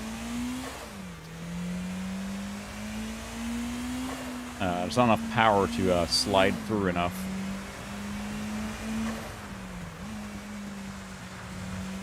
Yeah, I drove on roads like this a lot, and when I just started learning to drive. Just one time, I still had my learner's permit then. In Sweden, you put a big, like, magnet sticker on the back of the car that says, you know, practice driving, or student driver, so everyone knows. But we were driving to my parents' house up in the woods one time, and we're in an Audi, all-wheel drive, winter tires with studs. I mean, that was mandatory a long time ago. Now you can go with studless, but studded winter tires, mandatory. We had those on, so you have, you know, pretty good grip on ice. And there's one straightaway all the way driving out to my parents' house, about 15 minutes outside of town. And my mom's in the passenger seat then, you know, because you have to have the driver with the license, or the, with you, of course. You can't just drive as a student on your own. And my mom's like, it looks a little slick out. I see a lot of, like, you know, glistening on the road, so I think it's pretty slick. Could you do a brake test? So I kind of gently pushed the brake, and I pushed a little harder, and I pushed really hard, and my mom's like, are you braking? And I'm like, yep. And we just keep going at the exact same speed as we're traveling. I look in the rearview mirror and I see the scratch marks from the studs and the tires scratching on the ice. It's pure ice on the road. And Mom's like, okay, let's just keep going. Because there was no traffic. It was late at night. No traffic at all. The only thing you have to worry about would be deer and that kind of stuff. But we just took it slow. And I learned pretty quickly on that when you drive an all-wheel drive car like that, you have to just keep smooth throttle. And if you keep power on lightly, you will pull yourself forward slowly but surely. So if you make a jerk movement with the steering input or gas or brake, your car will kind of slide. So if you just give it smooth, nice power, you will make it through. So we made it home, but that was the slickest thing I've ever driven on, like on a real road. So, but that was just kind of norm out then. I think what had happened was that we got kind of that frozen. The road was fully frozen, and then we got, like, you know, chilled rain on top of it and froze on top of that. So we got this ice sheet. Don't think I'm winning this one. I'm doing better, but I don't think I'm winning this one. I have to kind of do the tap method when I'm accelerating. Tap, tap, tap, tap, tap. You see on the RPM there. Because I can't do smooth power with the trigger.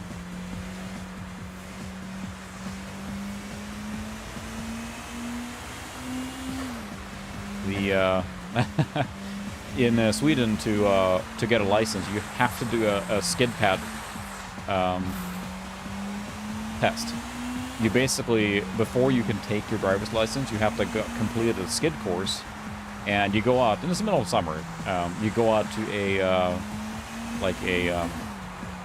practice driving area where they spray water on metal, and then you drive over that, and it kind of mimics slippery or icy conditions, and you get to feel what the car does when you lose control. It's safe. I mean, big wide open area asphalt, so if you slide off it, you can't go anywhere. But it's a great way to learn what happens when your car loses grip on in slick conditions. And that is, say, in Scandinavia, you often drive in slick conditions, so it's not like this weird edge case or whatever. Yay! Sorry, I broke the limited edition. Even sounds nice rumbling there. Canon is the official camera supplier. I don't think we need to watch the... Oh, yeah. There we go. They give us a little bit of information about the car, too, and... Yeah, no, I don't think we need to, I don't want to save that. Why is it in here and also Gran Turismo? It always asks you to save by default. Like, why is it doing that? And, you know... Alright, let's do a road race, because that was challenging. So, maybe we should do... We'll go with another rally car. Of course, I'm going with that now. We should maybe pick something different. But, of course, I drive than a 2019 of the WRX. But, was it 01 or 02 the first year the WRX came to America? I know that was a big deal. Oh, man, boy, these late 90s STIs look so good. They were these were sold in Sweden, actually. I remember in the 90s they became the hotness. Because you had, like, you know, 250 horsepower or so in a sedan, which was, you know, pretty amazing. Did they have the Lotus Carlton here? Because they have the Opel, right? Did they have the Carlton here? No. Extra Coupe. The 90s Cosworth-tuned, or no, Lotus-tuned Carlton. I don't wonder if they have that here, but probably not. No. Oh, man. The Spree. Ooh, that may have to be the, some British V8 action going on here. Or is this the, turbo one?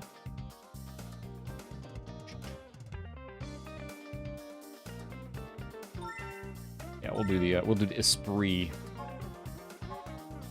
We'll do normal, stock.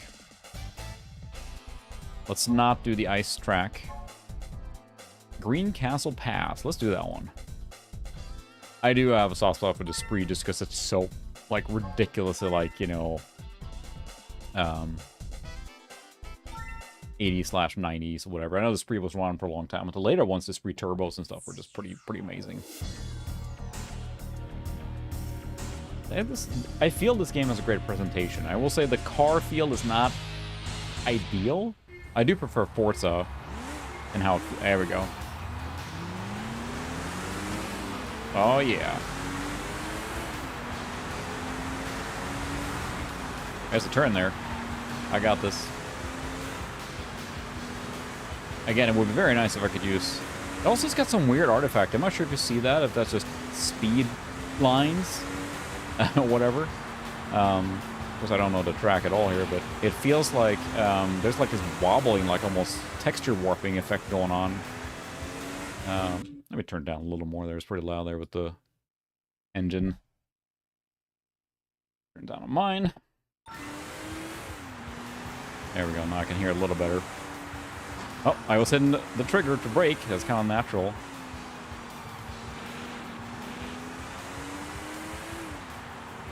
But it would, it's just got a weird wobbling pixel effect. I'm not sure what's going on there. If that's just, I noticed that on another track, so it might be just the 480p mode or something. I'm not sure, but just slightly distracting, honestly. But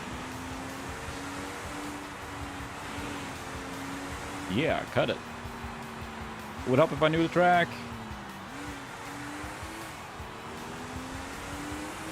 It's really hard to get a lot of the engine sounds correctly, and I feel Forza usually nail that. I felt they always sounded really good, and that's something on the Gran Turismo side. I always felt they sounded very flat and tinny, like they weren't recording it, or maybe in Forza they enhanced the sounds, or you know, edit them afterwards or something. I don't know, but they sound better, especially the V8 sound dramatically better in the Forza games. I think, personal opinion, but. This is my opinion. It's also the right opinion, the oversteer. Yeah, the triggers here are really good. I mean, these are equivalent to the 360 triggers, and it feels like that became the standard for racing games eventually, that you use the triggers for gas and brake because it gives you control. But here, it's the button still, so triggers are unused here, best I can tell, completely. And maybe there's a setting too. Who knows? I haven't looked at it.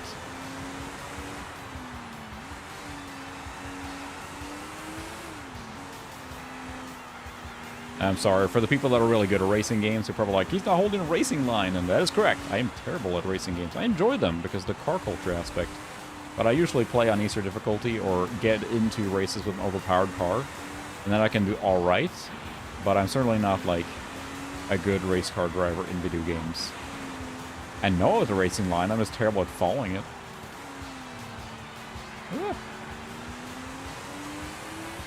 Yeah. You're not wrong. That's the thing, too. It's like, it's not bad, but I can see it feels like a little bit of like a... Mom, can we have Gran Turismo? No, we have Gran Turismo at home, you know. It's, it feels a little bit like that. And it's almost there, but considering the horsepower on tap here for the Xbox, it could have done a lot better, I think. And you're probably right. Yeah, if it was based on the Dreamcast one, if this is a sequel to Dreamcast one, then this game probably was very impressive on the Dreamcast, but then, sort of. But yeah, Gran Turismo 3 and 4 just look way better than they should, don't they? I feel 4 looked just phenomenal for what it was. Considering it was on the PS2 and everything, so...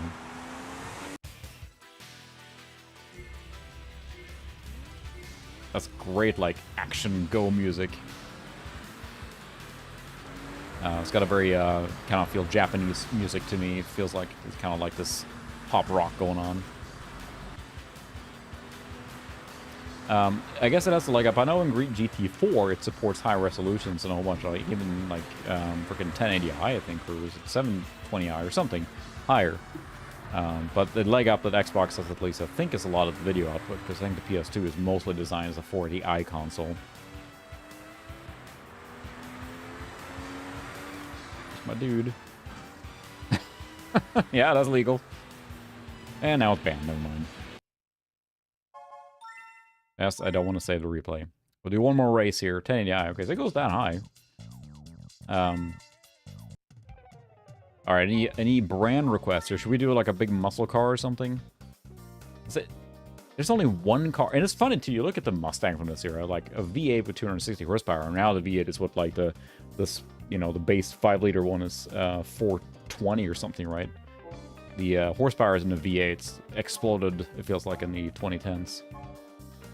We should do a Honda or something. Alright, Banana, thanks for stopping by. Ooh, well, We may have to do NSX. It's a little... We do have an Integra, too. Oh, it's a Civic Type R. We may have to do the Acura. I got a soft spot for this one. Tuned. We'll do normal. We did that one. Wild Country Circuit. Sun Orchard Park. We'll do that one. The RX-7 is good too. Although the NSX is just a little too iconic here. We'll do this race here and then we'll hop to another game here. A shooter again. Because we have a lot of games here now. We're staying too long on each game, but I'm having fun, so...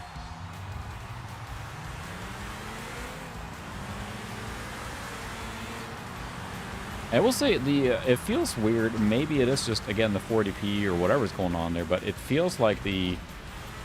In motion, it's kind of blurry.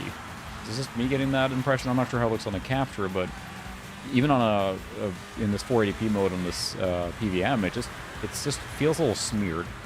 And I think you're right, Revenant. They probably took a lot of the assets from the Dreamcast version and probably just kind of upscaled them more or less. Or not even. I mean, the Dreamcast was also a 240p console, right, with 480p capabilities, so it's kind of matches a lot there.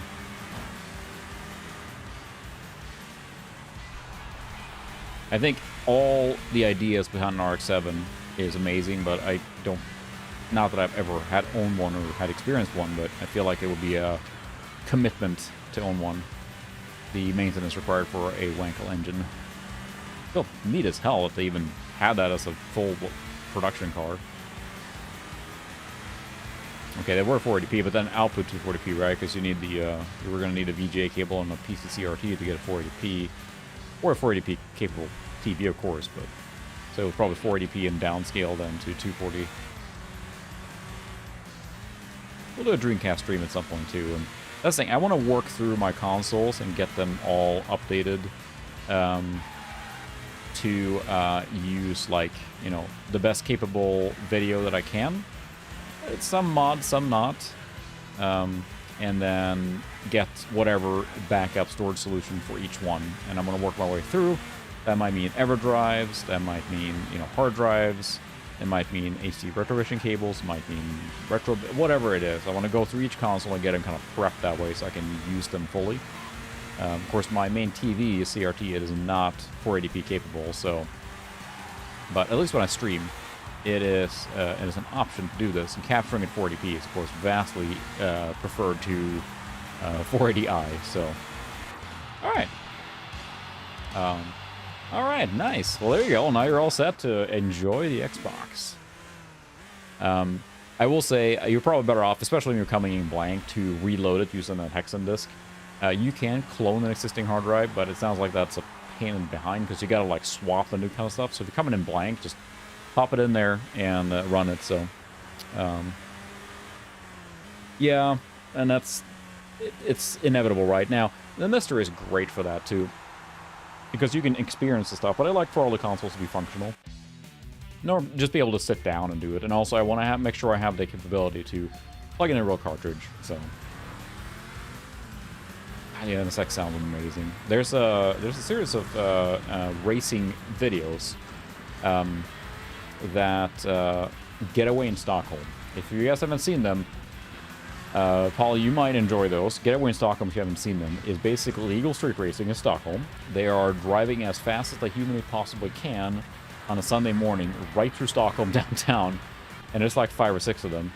And, of course, the cops are after them and everything. And I don't condone of it or anything. It is stupid, and they could put people at risk. But, by golly, if it isn't amazing to watch it.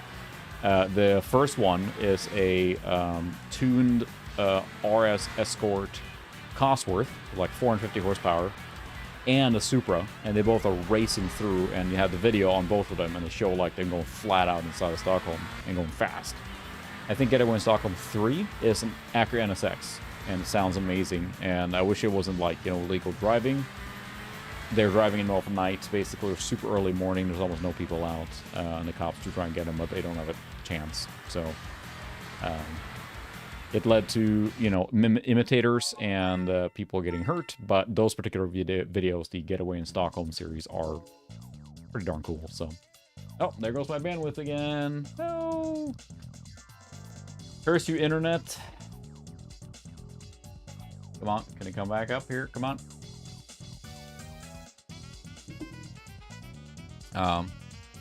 That's Finland. That has the percentage with the speeding ticket. All right, it's back to normal now. For just a random spike. We'll restart the console. Realizing we're not playing that many games tonight because I keep lingering on the games here. But what, let's see. Let's do the Far Cry one because it is a fascinating look into that kind of game. No, they're still high. The speeding tickets are really high in Sweden, but they're not percentage based on their income, at least that I remember. I never got one, so. But in Finland, they are. So if you make a lot of money, your fine can be astronomical. But the idea is that it should hurt as much as it does for someone who's rich or wealthy.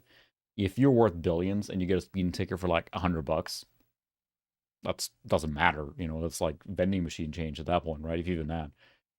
With the percentage base, meaning that if you're in a supercar, you're driving your McLaren and you're worth billions and you're just going 150 miles an hour in a 45 zone and then you get fined like, you know, $1,000, that's again nothing. So the percentage base on that is intended to hurt for real, which I think can be millions then basically at that point. And I think that was the thing that made the news. Someone in Finland got fined driving some kind of means he was driving some super sport car and yeah, basically just got fined millions of dollars, which sounds ludicrous, but when you take it to face value, it still didn't hurt that person in any real way. So it means you can pay your way out basically of some variety. So oh nice, you got a cool. That's the thing too, and finding systems like that, or when you get them, it's awesome to get a big lot of games too to go with them. So this Far Cry game is a little interesting. Okay, we can't skip this. It's a little interesting because it goes in a very different direction. It's still Far Cry, and it's kind of similar story, except Instincts has the thing where you get like feral superpowers. Now be warned, I don't think I can skip this now. Sit back and enjoy the pre-rendered cutscene where you get to see like the entire game or something. You get to see things of the game beforehand, you're playing it. And I cannot skip this in any way, shape, or form. Nope. Gotta watch the cutscene of the game we're about to play. I don't know why they're doing this and why they're forcing you to watch this. They're trying to amp you up like, yeah, I'm so pumped to play Far Cry. G-Man Lives did a really funny compilation of all the console-exclusive Far Cry games, including the Wii one as well. And he talks about this one is not great. There's almost a remake of this one, I think, on 360. I can't remember what it's called. If it's well, anyway, it's supposed to be like way better. The pacing's better, the game's better. We're not gonna play long enough to be worrying about that, but it's apparently like a better game in general. So, oh, nice. Yeah, the thing is, it is fun to buy those kind of lots, and I feel that Xbox or PS2 is really the realistic one to do this. Getting lots of, like, you know, GameCube or N64 or Nintendo or NES, it's just, like, not happening anymore. So, things have gotten so expensive. People know what they have, so. Eating Johnny Gong? Awesome, yeah. I've never played this game at all. I just picked it up for a few bucks, really, when I found it there, because it looked interesting. I knew it was only on Xbox. Where we went here. Yeah. Console exclusive, or Far Cry. It looks the part, so. So it is still pretty impressive what they pulled off on a lot of these consoles here. So story mode, special features. Promotional material for Far Cry and other Ubisoft titles. Can you select that? Look at this. Look at this. All the trailers from E3 and everything. Nice. Well, we just watched a video, so let's actually get into the game. Let's see. We'll do...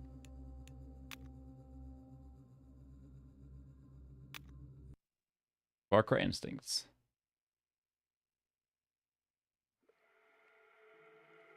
And it's still I mean, pretty game. I think it looks really good. Now, when you take a game like this that was designed for CRT TV and then you capture digitally, you really see, you know, a lot of, you know, there's some pretty extreme like jaggies and stuff like that. But I mean, it still works for it. And I think it's still a good-looking game. Whatever. Listen, I'll swing around to the east. There's some Take story shots at the stuff and, wrecks. you know. But this is as close as we get. Actually, I wanted to talk to you about that. It's funny when you look at modern. Go. I think to myself, like a modern game that has a first-person view and that Far Cry style where there's a lot of like that started pretty early on. With this like full like not immersion, I want to say, but like you really they're trying to sell that you're in the character with like the movement, like here he's moving his head, you know, stuff. Instead of just like look to Doom, it's a fixed viewpoint, you shoot things and that's it. And here you have story, you have like I don't know, this kind of interactive game experience. Started earlier than I like to think normally. Look, the bonus will be if I make it home with all my shit intact. I've got it covered. And like they put a lot of effort into the water effects there, of course, because there's water everywhere. Guess But if there's one thing I'm good at, you know, this is on console, so and gone. But yeah, the aliasing going on here is pretty severe, so there is part of that. But yeah, what is with unskippable cutscenes? That is never, ever okay. I don't understand what thing caused them to do that. Why on earth would... And I understand, like, the whole thing, like, oh, you want the people to watch your thing that you work so hard on. That's not your choice. Literally put in a choice. There's a lot of cussing here. I'm going to try and talk over a little bit, but... yes, there is a Wii release for this version of the game, or some variety of it. The G-Man lives compared to as well. It is vibrating aggressively here now. And from what I saw there, it's pretty mediocre at best, so... You're Jack Carver, captain of a pile of floating debris and burning fuel that used to be a Lady Karma. Now you have a one shot of survival. Swim to the large shipwreck ahead. The cover in the carrier wreck. It looks really good. Got a knife. Ah. Shoot me, bro. The radar scope at your lower left of your screen represents situational awareness. Use it to stay oriented, sure. Something's spawning. Oh. That's convenient. Oh, look, it's dark. Do I have a jump button?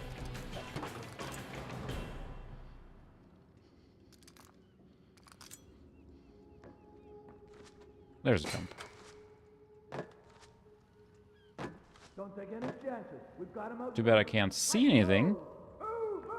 What? Is this just me or are all these games so dark? Maybe it's just my capture method or something, or the 480p output. The barrel is like blocking my progress. I can't see anything. I guess this was going to be a thing. Far Cry, everyone. I was thinking to myself, like, oh, we'll get to like play on the island and see all the wide open vistas, and nope, we're stuck inside a black hole. Look at the capture, I can see something more there.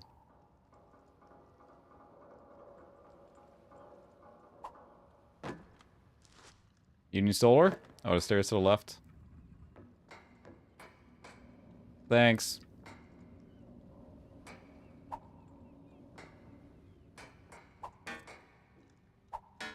Why is it so dark? It's just fine. It looks fine outside, but then inside here it's... I need like a flashlight. I can't even see where the barrel is. There's the stair. Okay, there we go. Kick the barrel. Sealed. Wow. That is like, it's a voodoo is not worth that. It's just my take, but it's like it becomes a thing then, a collectible item, right? So move towards the ladder to climb it. Where's the ladder?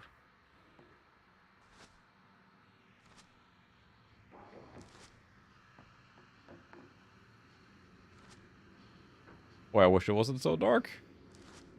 I'm using a, it is a, freaking ladder. This thing here, is that a ladder there?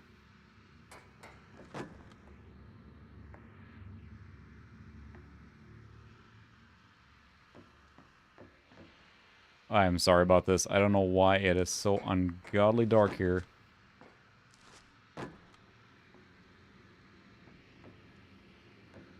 Can't see the ladder. I'm gonna look at the capture here. I think I'm gonna try and like boost the standby here.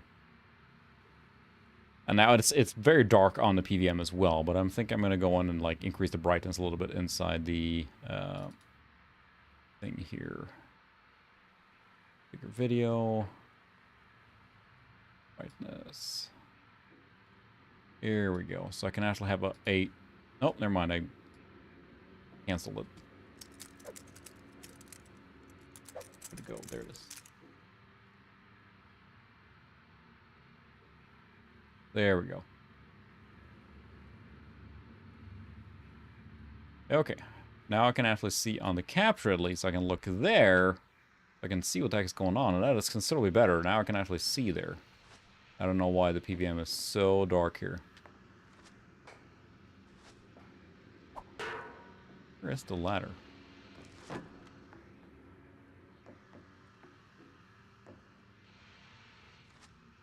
There it is.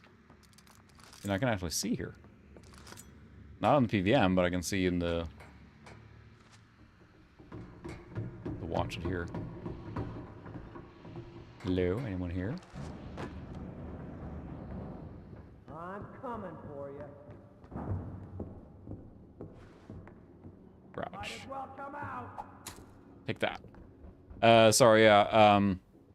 I using it's like a component cable, and it is a dual cable that is an Xbox and PS2. I can crawl. There we go. I can sing. It is a dual cable that actually has a PS2 and a Xbox end. And then that goes into my PVM, and the PVM then has component going into my capture device, which is the external Star Trek USB capture card. But yeah, I'm going to have to look at the... I'm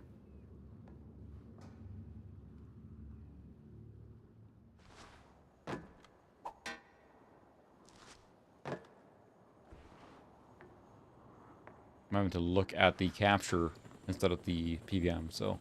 Damn it. There, now we're Just starting outside. to get dry. Because here it looks really good, so... Yeah, it's one of those, like, I think I bought it from EB Games or something way back. And struggling displaying that wide open scene here.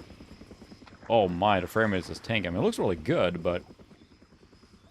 it is having some tearing, and you can tell, like, they have a lot of, like, you know, greenery and stuff really struggles on these kind of things. And it got dark again. I feel like it's got to be a thing with, like, the limited or default color range or something that's outputting. I gotta change settings on the Xbox. Now, in a dark room, it's probably fine. But I got lights everywhere blaring at me, so...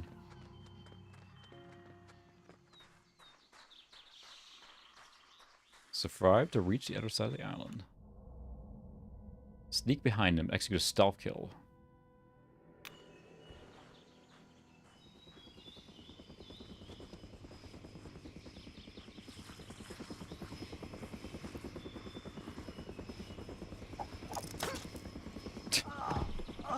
Boy. I think this game is pretty linear in the same sense. This is not a Far Cry open world game. It's pretty linear corridor kind of thing going on, which is fine too. From what I remember watching the G-Man Lives, you can rig a branch whip to take out enemies. Toggle trap mode by pressing the black button. Move quietly toward a tree indicated by a blue target until your translucent branch returns opaque. Hold and hold R until the branch is bent in place. My goodness. Command, do you copy? Roger that. We're sweeping the area. Understood, Command. Patrol out.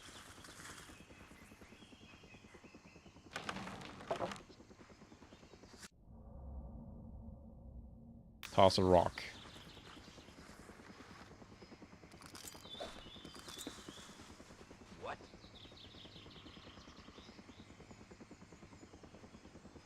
Yes, walk into my trap.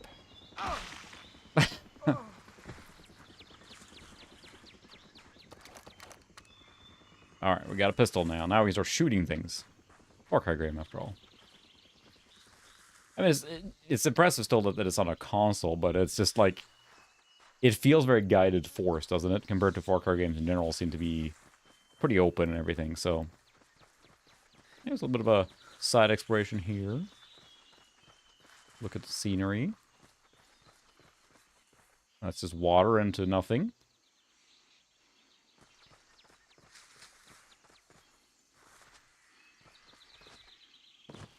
You can jump.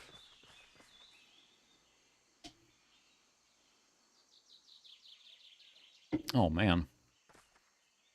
Really? The same one? Anything that would determine that you would recognize it? Got it. You got What was that? flick the thumb. No, he was turning around. Hang on. Just imagine him crawling out there like with vines in his teeth and trying to figure that out and like, oh, come here, come here.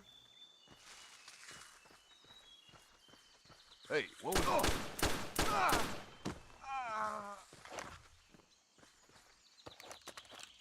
Best game ever. You can dual pistols. Time to John Woo this thing. Oh, probably not. That's my reload.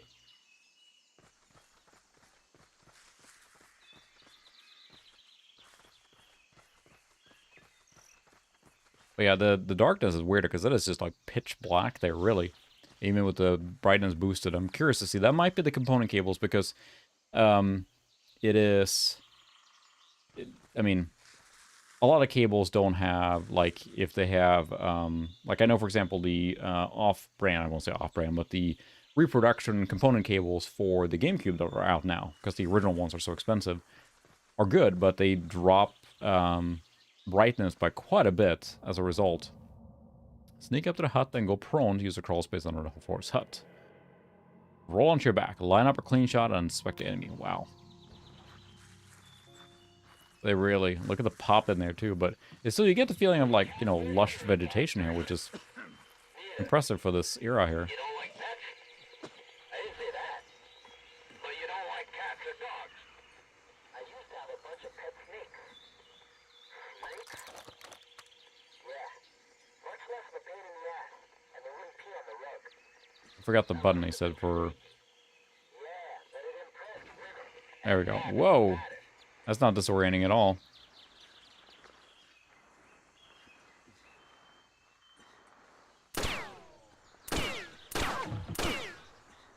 Good thing it only took like 4 shots to the face for him to die there. Too late.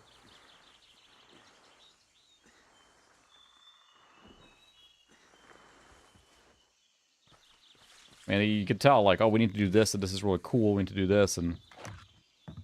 It is a little forced, maybe. Whee! No use button, I think. There's a waypoint and everything. So, I mean, you played through this in the era. Like, this came out then... This is it from, let's see, 2005. So it's pretty late in the Xbox life cycle. I mean, we're 1 year away from the 360, so... it makes sense then to shoehorn this on here. We need support. Target my position. Over. But look at the Jaggies here. I need They're... some help here! Screw you, buddy! Hey, screw you too. Screw you, buddy. Is that what he said? Oh, helicopter?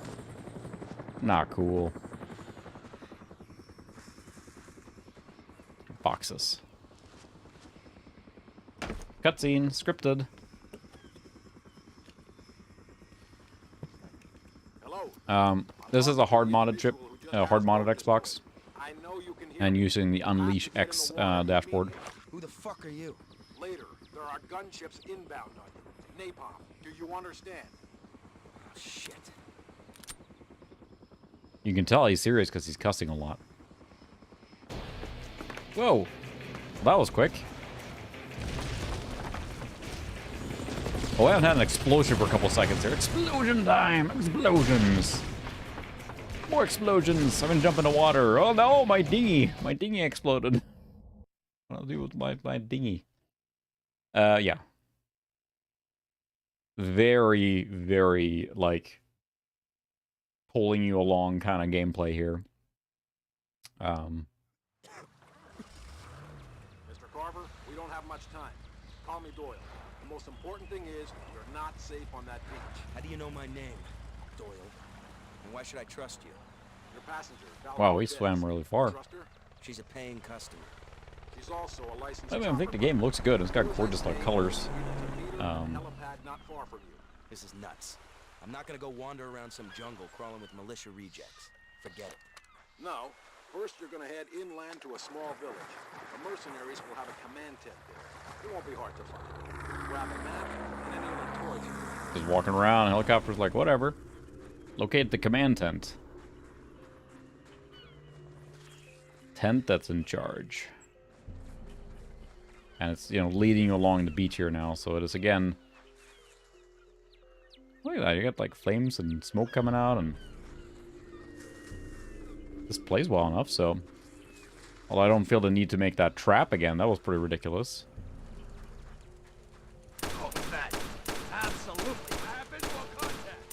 Okay. How many bullets?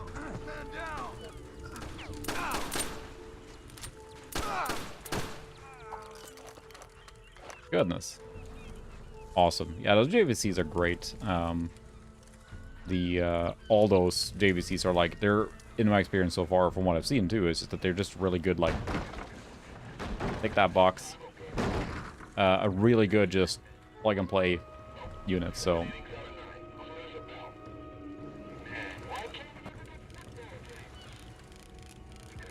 Gotta have binoculars. The Far Cry game.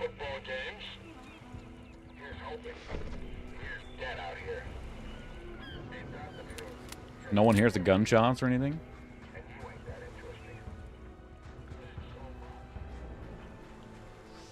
Far Cry and up in here. Well, we're definitely having a Far Cry experience now, although,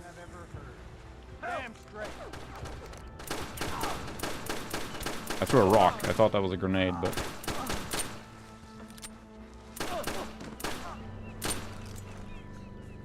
I'm out of ammo. Now I'm not out of ammo.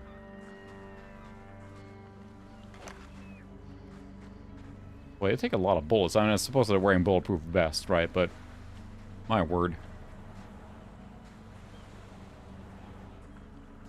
And, I mean, we get the benefit here now of having... Wow, that is very bright there. My goodness. A little bloom there for anyone? That's the problem, is I have the brightness height. Oh, there we go. Let's not stare into the sun. Ah. You would get the benefit of a CRT, basically providing, you know, built-in anti-aliasing, more or less. Oh, hey, gunboat shooting at me. Because, you know, you get the smoothing out effect, especially running at 480i on a regular CRT. So we do get, you know, doing the direct capture and everything is... You're not getting the benefit of the built-in smoothing, as it were. I'm not going to take time to do this stupid trap thing. That was ridiculous. Although there's 3 dudes there now.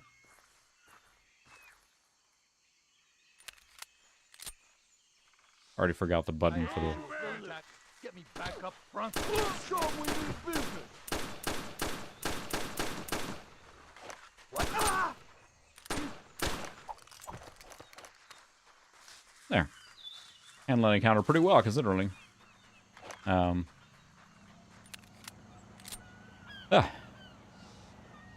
Alright. Well, it's good to keep the projects going. It's hard to keep up motivation to do that, but it's important to stick with it, so... The grenades? No. It's cans of beans. Could be used as grenades. You already have binoculars.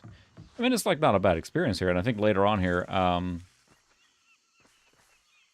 yeah, I mean, some of them, you can't overcome everything, but I think it would help in a game like this a little bit.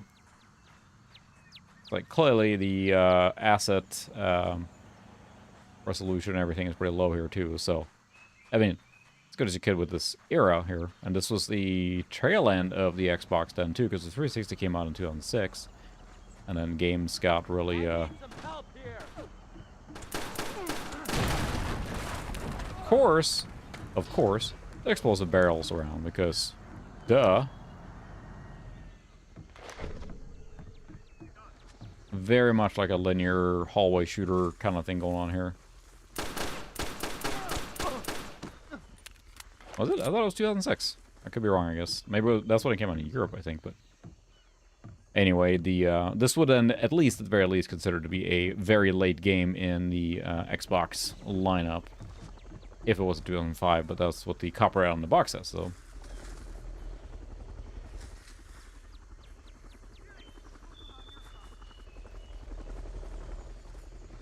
The command tent. I'm gonna find a command tent and try a different game, too. We're playing the same games for a long time now.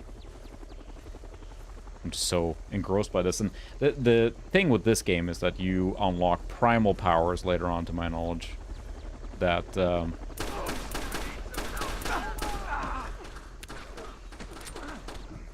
Take that, I'm gonna throw a rock.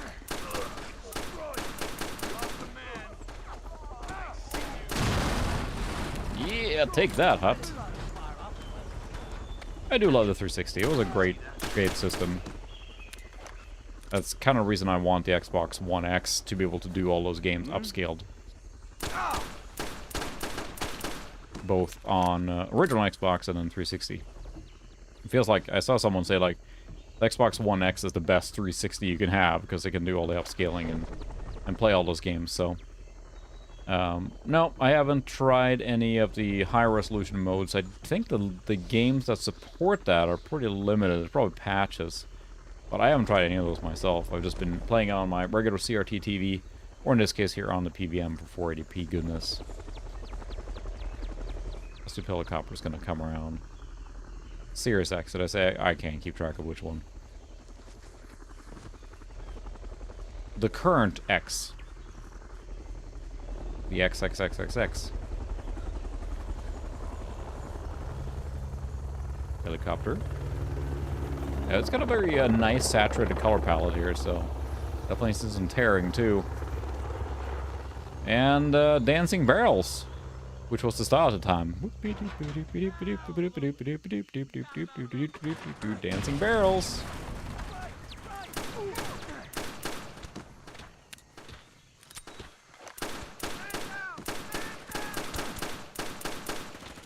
Oh, that barrel didn't explode. What the hell? Lamest barrel ever. Hey, Doyle, wake up. I grabbed what I could here. Good.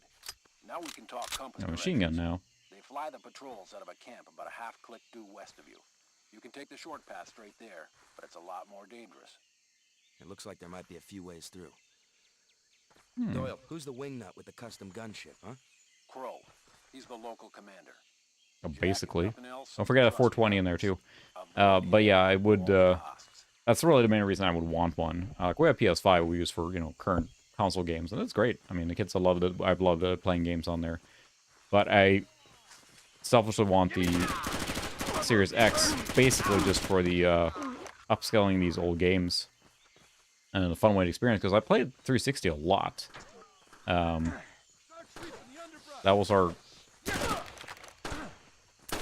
game experience for quite a while, so I played Oblivion on it, Fallout 3, and Crackdown 1 and 2. Those were a lot of fun. Being able to play those games in upscale in 4K, it feels like being able to play, for example, the first Crackdown, which is a lot of fun, but the 360, you go back to it now, it wasn't, I mean, it struggled on a lot of games. I remember, like, it was fine at the time, but you go back and look at a lot of those games now at, like, 1080 or 720p or whatever, and it just, like, it struggled. There was a lot of games that ran quite sluggish. I mean, Crackdown, when there was a lot of stuff going on the screen, was pretty rough. And it would be nice to be able to play that kind of stuff without the limitations.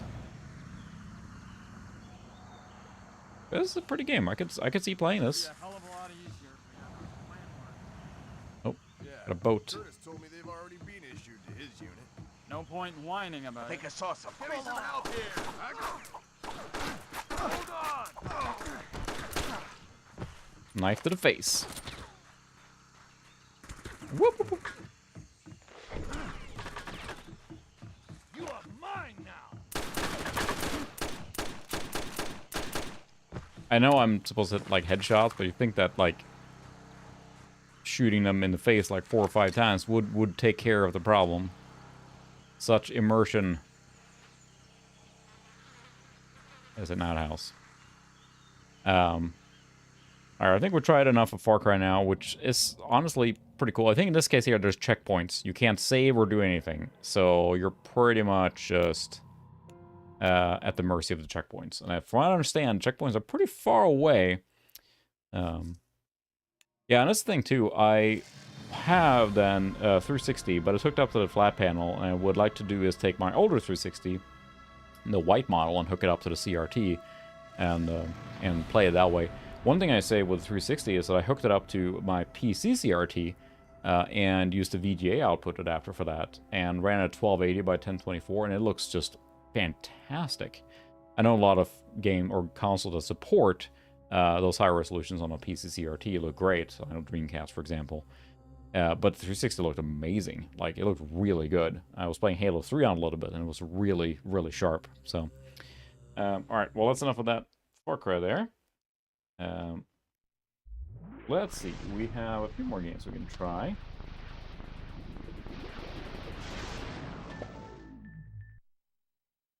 So, let me ask here, then. What do people think between these three here? What you would check out next? We have Return to Castle Wolfenstein, which is another PC port, of course. And that one might be interesting to check out, but it's another shooter. We have Van Helsing, which is a movie tie-in licensed third-person action game, kind of like Castlevania 3D or whatever. And then Dynasty Warrior 4. Anyone have any input on which one they would prefer to see here? And maybe one of the last ones we played tonight, so...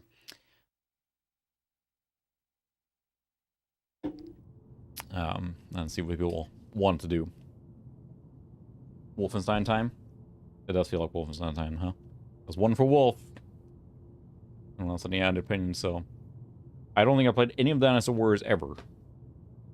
Maybe they'll squeeze that in too. But I'm really curious on Wolfenstein, even though we just played a shooter. We'll check out Wolfenstein first, and then maybe Dynasty Warrior if we have time. Because I haven't played any of the Dynasty Warrior games, but this was $5, so it's hard to say no to it, so... we will try it out as well, but we'll go to Wolfenstein first here. Oh, Dynasty Warrior. Now we have 2 versus 2. Alright, we'll do Wolfenstein first then, and then we'll check out Dynasty Warrior. Because we'll just compare Wolfenstein a little bit. I'm curious to see how it compares to the PC, since we just streamed that one as well not long ago. Whee! Is that a wolf? Yeah, there we go. Alright, we'll do Wolfenstein, and then we'll go to Dynasty Warrior, because again, I haven't played it at all. Wolfenstein? Or like a favorite port on the Xbox system? Because it's like... Well, there's a lot of different games and different ports. I find it fascinating to check out the console exclusives for games that you haven't seen, and also the PC ports and stuff like that that you may not have experienced before, too. Well, pick up is one thing. Finding is a different thing, right? And we looked around, and they had some more, like, selective games for ones that might be desirable, such as, like, they had Conker's Bad Fur Day at one place, but it was like $60, and it was more than I was willing to spend at the time. If I would have found Half-Life 2, I would have picked it up now. It's on the system. There's that. But, I picked up ones that looked interesting, because, I mean, digging through there, there was a lot of stuff to find, but not every store had, like, all the golden games. And some of them were priced pretty aggressively, like, you know, that's why it was fun to pick up the cheaper ones. Some were pretty expensive. And I wasn't gonna spend, you know... Is there a brightness setting here? We'll create a profile.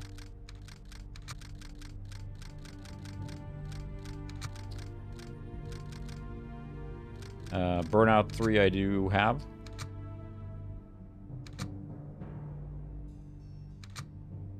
Loading profile. Advanced setup.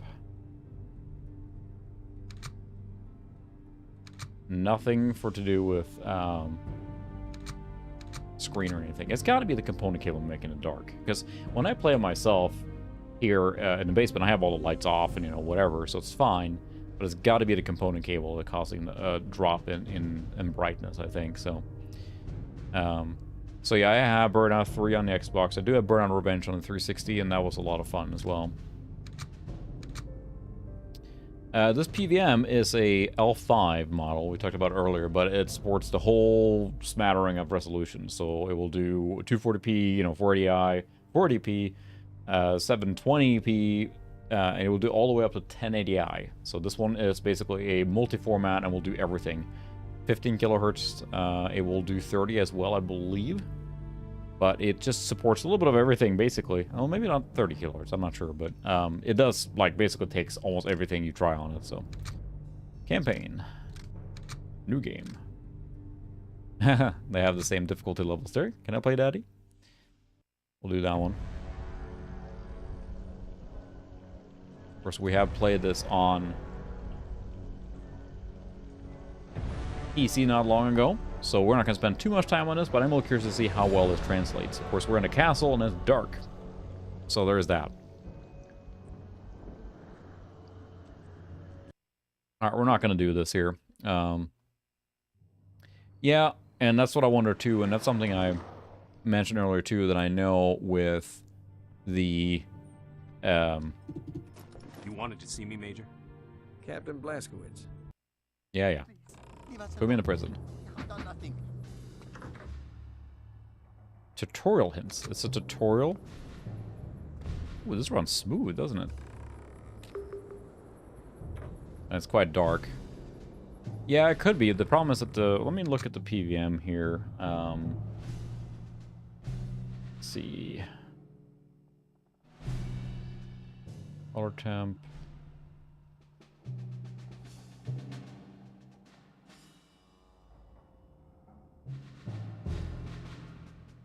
Yeah, there's a different version here of the component level, which does improve brightness quite a bit on my side, so I'm going to run with that.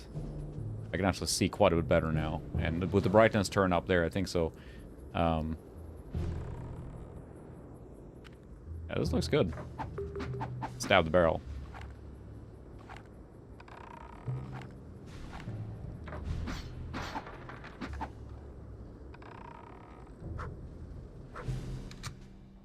Got a kick and everything.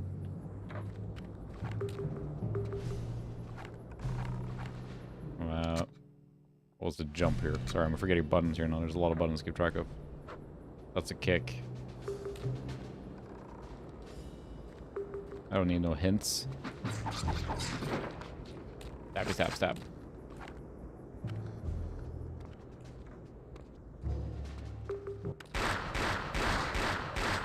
Yeah, this actually plays really well. I'm not sure how well it's gonna hold up when you get into busy areas, but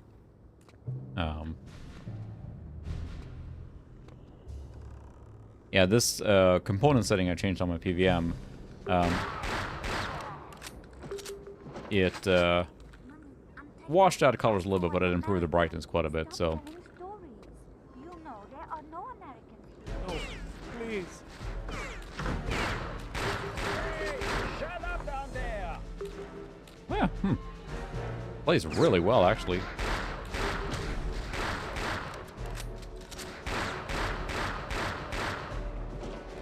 Oops, I realized I might have a little volume loud here. I'm calibrate. There we go. I'll turn it on a little bit.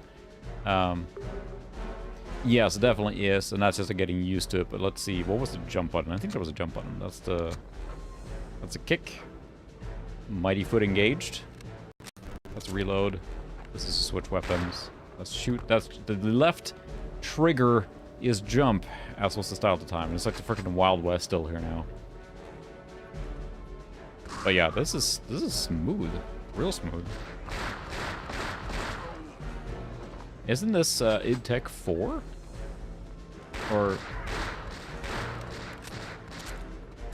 is this... No, this is Quake 3 still, isn't it?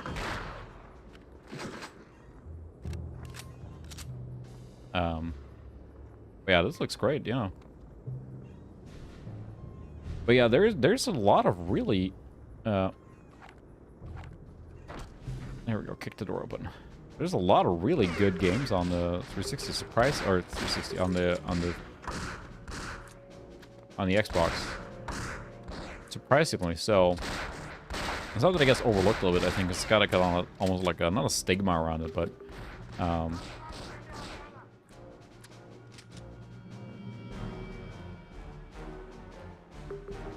a room service. Click load, but this plays really well. Checkpoint complete. And there, Blazkowicz died because he got a barrel chucked at his face. Whoopsie.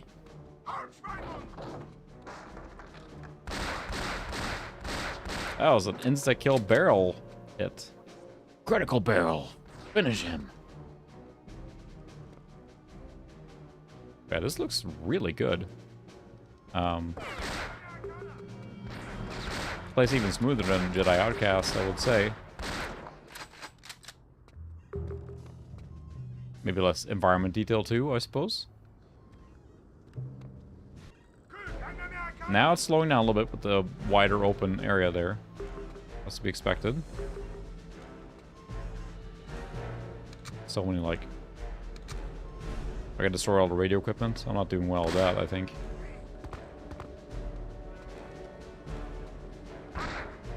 Ow. I won't play this super long. I just wanted to compare it quick, but... This is impressive for the, although they take a lot of hits to die.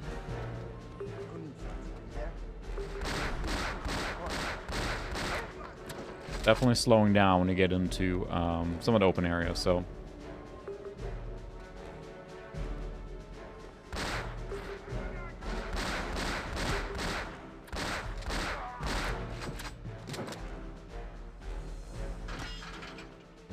Ah.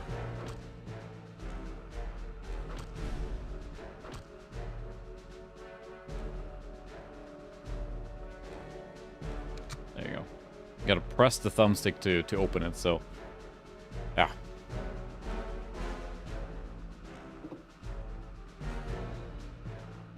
And, I mean, it's hard to keep track of all the different systems and everything, and that's why I'm trying to, like, go through each system and give it a little bit of a fair shake now. You know, I played a lot of different console games and all that stuff, but Achtung! Curfew. But the Xbox is not something I explored a lot, and it has a very, you know, full-featured mod set now that you can mess with to make it this basically all in one system. And plus, then of course do all the other stuff and play media and all that stuff. So.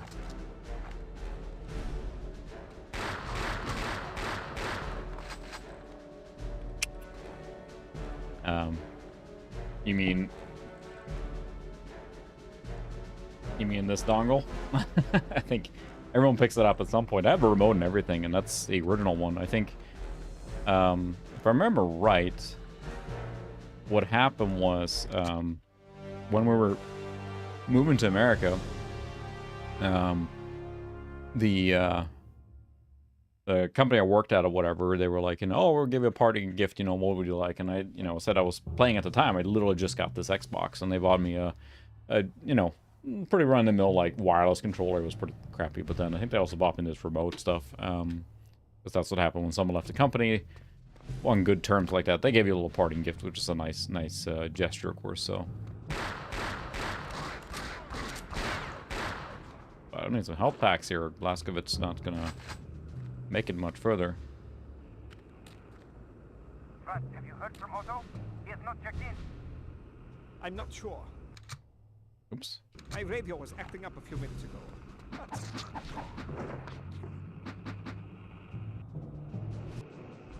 There you go.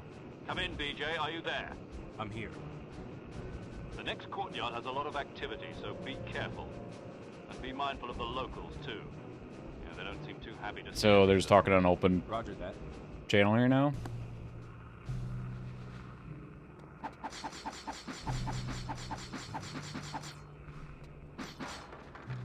Health? Any health around here?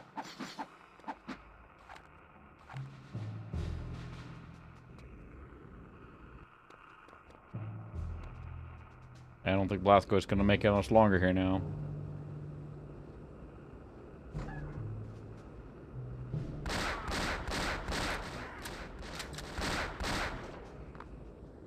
I like that, you know, his hit points weren't depleted yet, so it took like 3 clean shots to the torso for him to keel over there.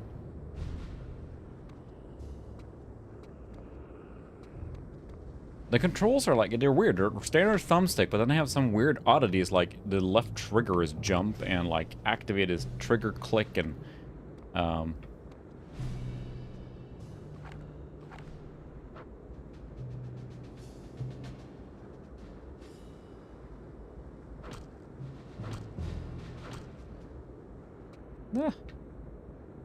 yeah, that's true. They probably did. The original Xbox was probably very popular on the DLP TVs, and I played a little bit of 360 on DLP because a friend bought a DLP at the time, which at that point was like HD, and we had just a regular tube TV. And that was like, you know, oh cool, it'll bring it over to 360 and we'll play some, you know, Crackdown and HD, and you know, it was cool for what it was, but of course it was far from ideal anymore until we got a flat panel. So well, let's switch to Dynasty Warriors. I don't want to play this too long, but this is still quite impressive. I mean, it runs really smooth. I mean, there are some areas that were pretty rough, I suppose, but otherwise it feels like a very polished shooter experience. So now we know, you know, the game is a good one to begin with. So now, did I actually install this on the hard drive? I think I did. If I didn't, we'll get to see the just a regular play experience, although I don't remember how the disc looks. I'm pretty sure I did. Yeesh, this does not look good. So I think it went through, but yeah, it's a little gnarly, so there we go. But yeah, the never owned a DLP or anything, but it was always a treat at that point because it felt cool. I didn't really get to experience it much, so then being able to play 360 with HD was like, oh, cool, awesome. But yeah, you know, it is what it is, so.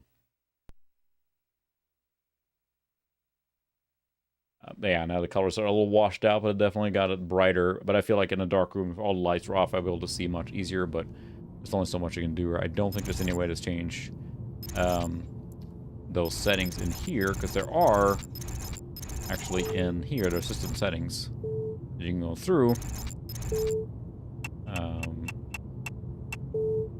Screen calibration, no, that's not. That's just moving it around.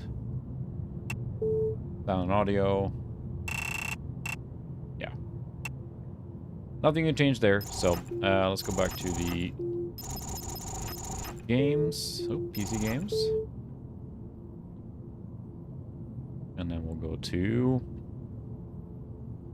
Dynasty Warriors.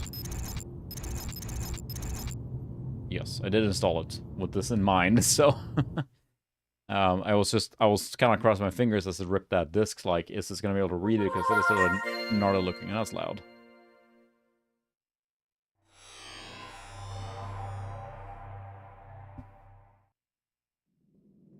What are you drinking there, Revenant? No. But I think the thing was that with DLP, there was the first times you can get really big screens for a reasonable, decent price. I mean, they've all rated for well. I think a lot of people that enjoyed watching this is way more over the top than I was expecting. I was expecting this more to be like in, you know, feudal Japan, like, you know, somber stuff, not like this freaking rip-roaring. Those drums did not match the music I'm hearing here.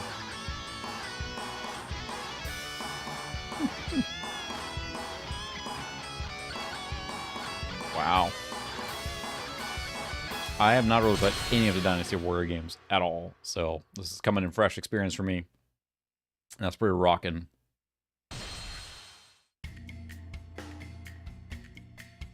Musu mode. I assume that's the story.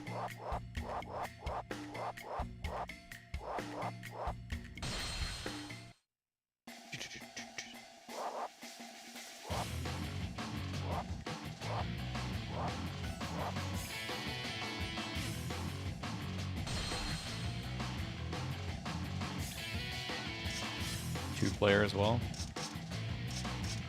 I gotta go with the dude with the band or with the eye patch thing going on. What's with the completely over the top like guitar shredding soundtrack? That's the thing. I'm just getting so nostalgic for this era because it was so over the top. You come out of 90s Extreme and then you have this stuff. Ah, cheese it. Woo, woo, woo, woo, woo.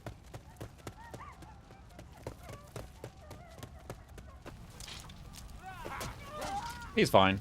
He's fine. The Han Empire is crumbling! Bring in the age of the Huzzah! way of peace! Good evening, NG Play. Welcome. We're kind of checking Dynasty Warriors 4 here now to see what it's about. And I mentioned earlier I haven't played any of the Dynasty Warrior games. With impunity. This isn't a new age. This is utter chaos. But also an interesting opportunity for you, cousin. Indeed, chaos can be a powerful ally. First, I shall I'm not sure if they were. I missed them in that case, but Army, well, yeah, it was such a short-lived thing with the DLP, and just pretty quickly went into regular flat panels, and that's what I did. I skipped from the CRT TV, which we kept for a long time, to a 42-inch, I want to say, flat panel, one of the earlier ones. Excuse me. And that one worked pretty okay, but then after, I want to say like 6 or 7 months, it started having like color problems, so I actually ended up reaching out to LG, and it was under warranty still. And then they said, well, we don't make this model anymore, so, you can go buy the equivalent TV. Here's the same allowance that would cost to buy this one new. And then I went in the store, and at that point, they had a sale on one that was 47-inch. So we got a newer, bigger TV. And we kept that TV for a long time. That 47-inch LG one, my goodness, years and years and years. Through 2 houses, and then eventually the backlight gave out, and it was not worth repairing it at that point, but it lasted a long time. Sure, story. Just want to hop in and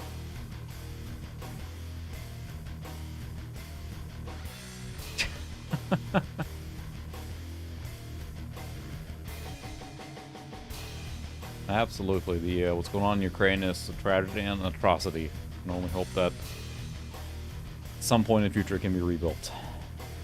But yeah, anyway. Sure, I assume they can do a lot of stuff, but I just kind of want to get into fighting here. And the Yellow Turban Menace. This is on PS2 as well, right? It feels like a PS2 title. I think Dynasty Warriors. All units, engage the enemies outside the castle walls. We will wipe out the enemy at the west gate. Do not fall behind, soldier. Our forces will engage the enemy at the east gate. And if I remember right, Dynasty Warrior, the whole thing is that you're constantly like fighting against huge armies, and I saw my kid play the Hyrule Warriors one. That did something.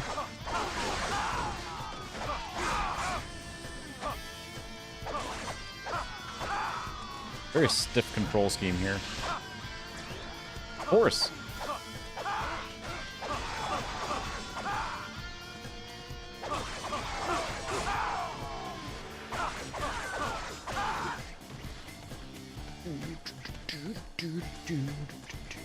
Yeah, it is very cheesy. Ow! Fine. My pride. Very stiff movement, so. I'm on a horse. No, you're not.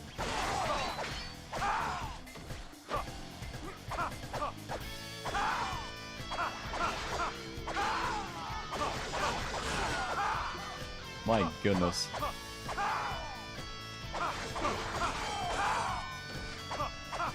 Goodness, yeah, it's just, yeah. I don't know if there's anything I can say about the Ukraine thing. It's just like so awful. Invading a sovereign country is just like, yeah, and then all the... Anyway, yeah. It's something. Right now we're stiffly fighting off hordes of random dudes. We're blue, they're brown. Or we are on the right side of justice. Ooh, an axe. Attack upgrade, 30 seconds.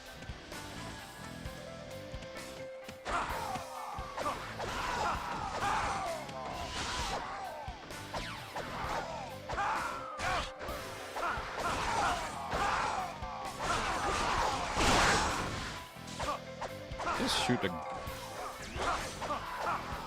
defense up. I see the appeal here, but it's like, it's so... Impressive. It's so stiff to control. I don't know, it's, I mean, in Hyrule Warriors, it is actually plays pretty fluidly, and my kid was having a good time with it and beat it. This feels very stiff to play.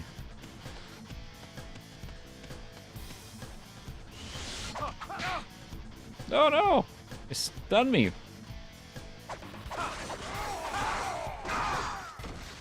Where's my support? There it is.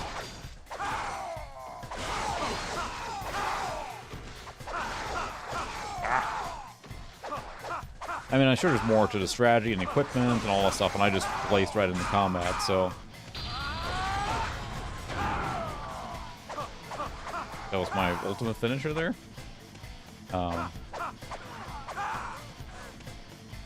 Yeah. That's the thing. It's a topic that's too deep to just kind of like casually mention in that sense, but it's just awful. It's just awful. And morale's dropping. What do you mean? I'm right here.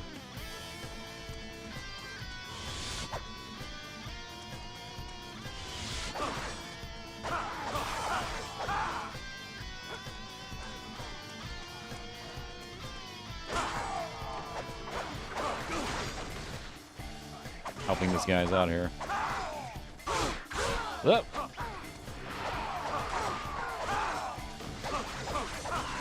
Just button mashing like crazy.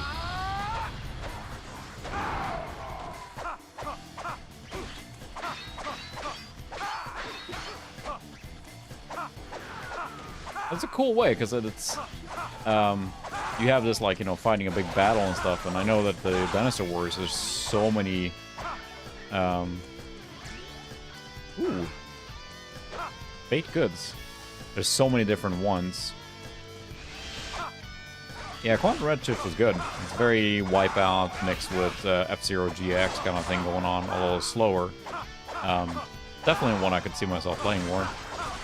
It's a nice, like, early 2000s racer.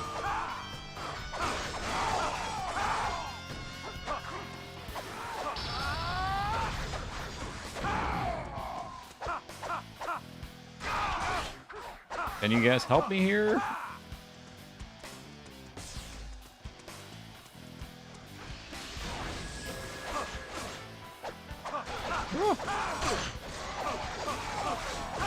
Yeah, that's the thing. There's so many games on the Xbox that, you know, some are interesting and neat, and some are actually, you know, good. So it's like I feel like it gets a bad rap almost, or overlooked. I mean, the PS2 has such a huge library, and the GameCube was loved too, and of course all the Nintendo first-party titles are great. But the Xbox got a quite impressive library, and it's fun to explore when it's like you don't know about it, right? There was no one in the way for that.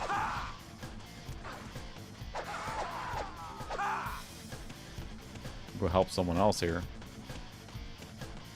Can I get into the palace here? Ow. I did nothing.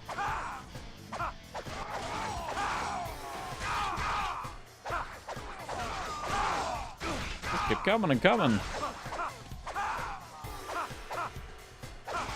Yeah, there's something special about those, you know, not super early 3D graphics, but just the style of graphics. Is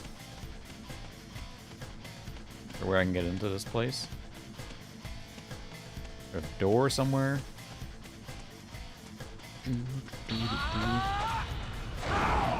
Alright. Take that, peasants.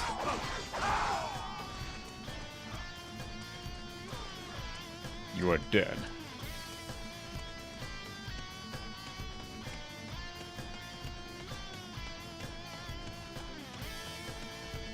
Oh, these are my guys. They haven't made it in here yet. Or have they? The music is a little, like, weird. These are my dudes here still. Morale's dropping? I was just out there. Finally. Can I run faster? No.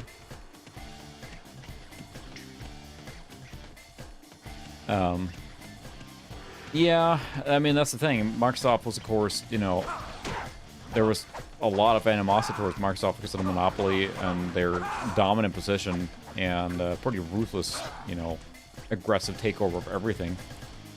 And I can see that. I don't remember much of it beyond that, but it's like it was not well-loved company at that point, so... Yeah, I mean, I think the Xbox, they knew that it takes a long time to be profitable in the console space. I think the 360 did pretty well, right? But definitely the, definitely on the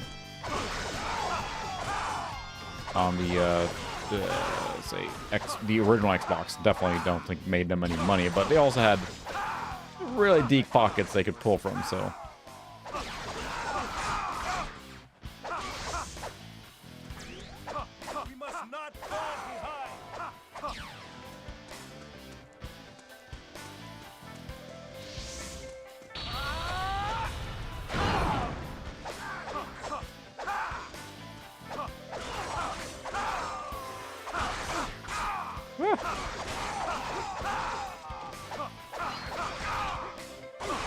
Yeah, because the failure rate on the 360s were insane, right? I mean, I've watched documentaries about it, but...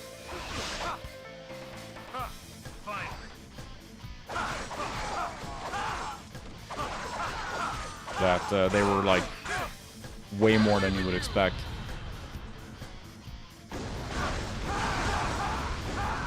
Oh, wow, we went Super Saiyan there.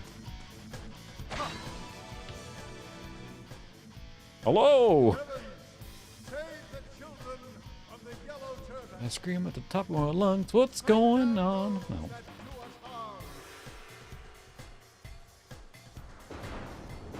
No. Yeah, exactly. And I would like to get up. Whoa, hi. So they summon a rainstorm with their magic. I too shall join the battle. Oh, good. Away with you!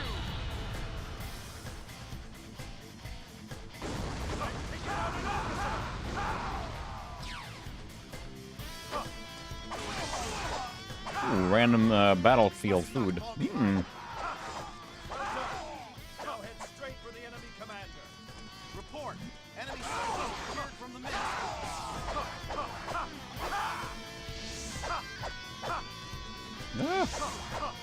I don't know how to keep track of all the battlefield stuff here.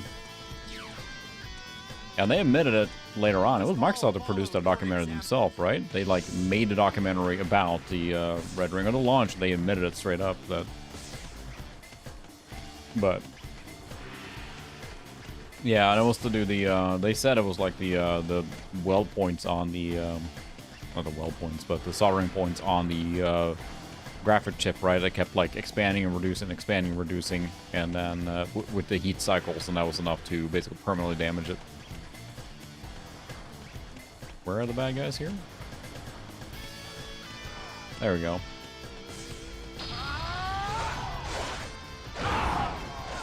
Aha! I see your Schwartz is as big as mine.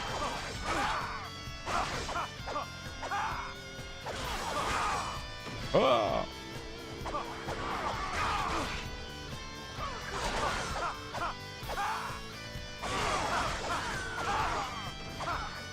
There's a captain there. We're trying to knock that guy out.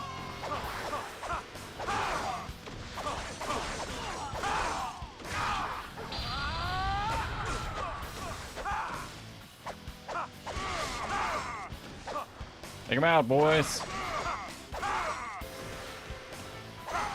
out in Yeah! I'm taking an officer! Huzzah!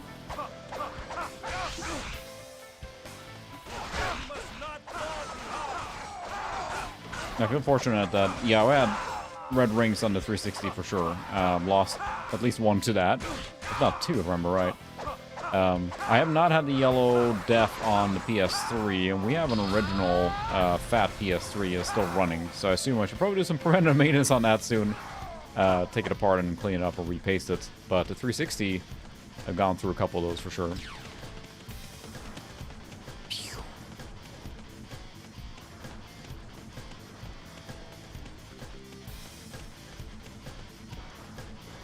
Can I run the rooftops? Lame. Yeah, that's what I'm worried about, that will happen sooner or later, but so far so good. I don't play with it much, and we never used it much. We had the PS3, but we didn't, it was not like more used console. We definitely played 360 way more. I am getting there. I just don't know how to get out of this place. Can I run any faster?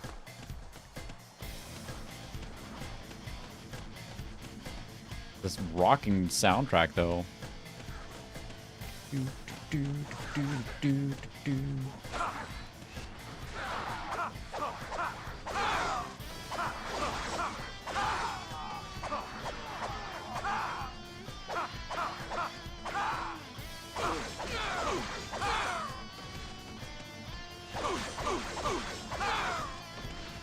Knock him out.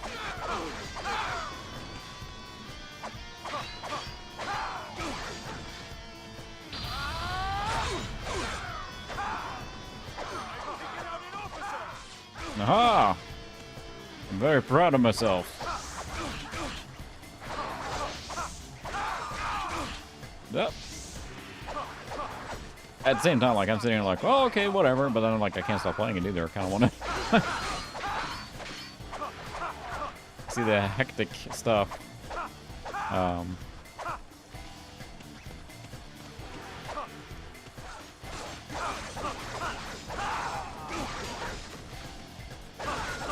I don't think you ever, like, you know, kill every soldier. You're just kind of making the battle go your direction, basically.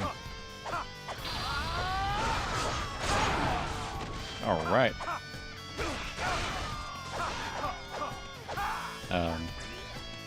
Whoa, speed up. Power up.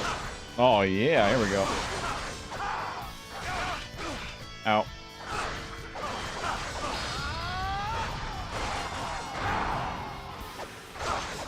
This will be fun in multiplayer, too. You have couch co-op, maybe.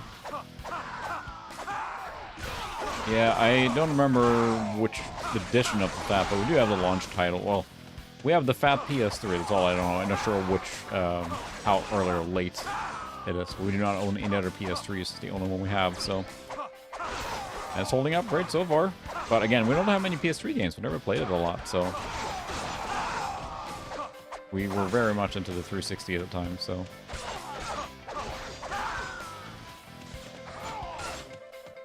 That food? There's food. Mmm, dumpling. There's one dude left there, come on. You are dead. Impressive. Impressive. Most impressive. Alright.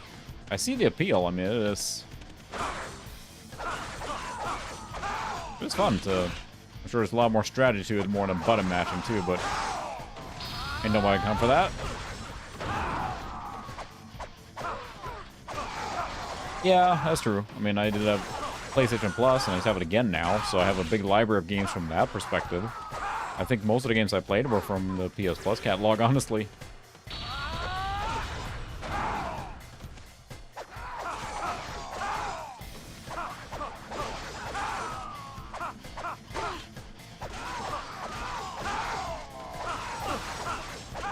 People let us knock out here.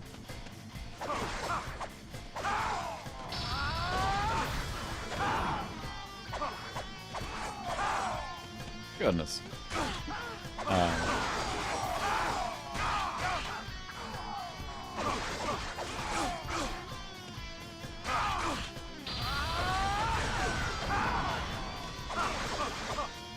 Build up a little rage meter there and press that. I don't know if this game like ends or if it just keeps going endlessly because there's just soldiers coming.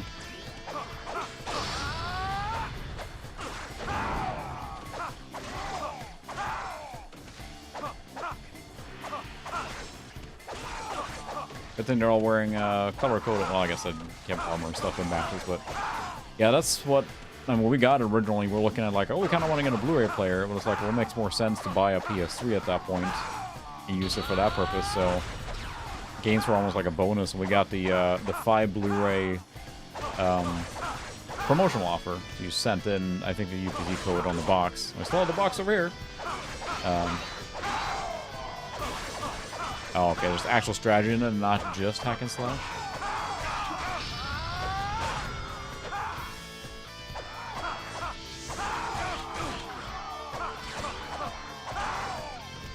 We must all follow your example. Great. I am button mashing. Correction, I'm winning button mashing.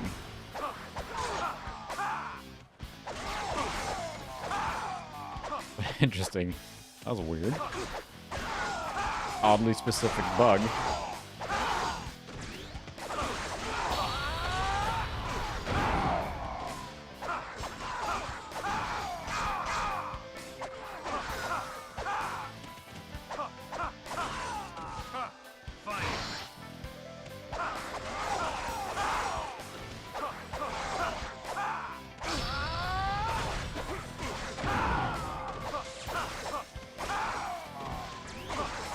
A lot of killing stuff here. Yeah, and it had a firmware update recently here now too, and interestingly enough, the PS3. And I updated it because I haven't modded or I don't really care per se, but it actually caused you to sign in instead of like just signing into PlayStation Plus directly. You generated an access code that you sign in with instead. And I think my assumption is that the security has increased on the PS4 and the PS5 to the point where they can't support the direct authentication anymore, so it's basically generating a token from your account, and you sign in with that instead of signing into your account itself directly, which sounds a little odd, but I think that's the case, but maybe I'm wrong there, but that's what it felt like.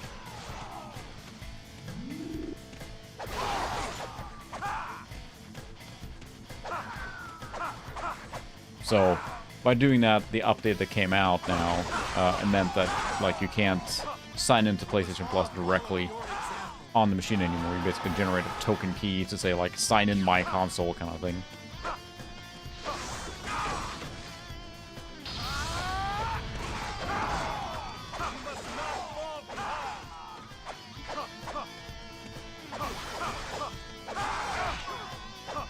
Well, the blue meter is higher than the red meter, so that must be good, right?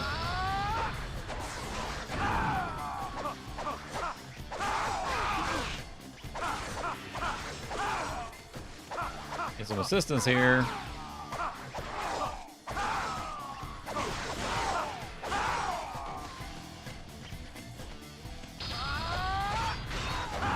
Go flying.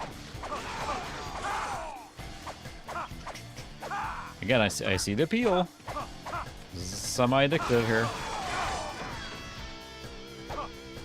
The music feels so, like, out of place, really.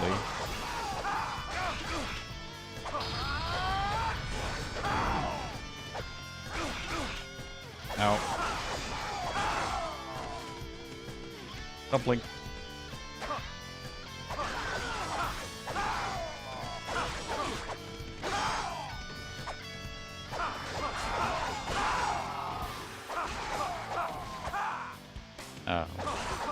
So yeah, I'd like to pick up, that's right. I see that as the next step there. I figured I had to do more, but...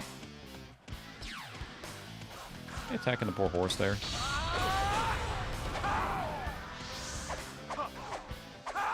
We must not fall behind. Get on it. East gate has been cleared of enemies. There we go. There we go. There's the key. Oh, hang on. He just knocked me. What the...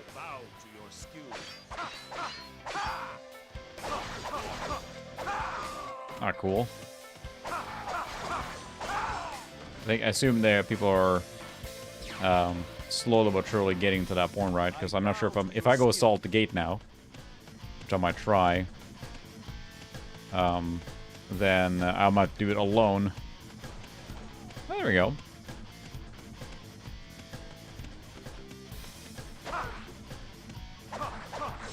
It makes me want to play a little more of Ghost of Tsushima, which I started playing on the PS5 from the catalog there, and it is really good. It's like Witcher 3 set in feudal Japan, basically. Impressive. Yay! And there was much rejoicing.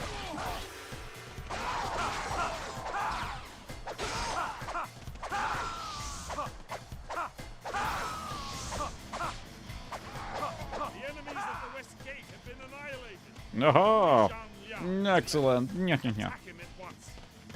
There's the attack order.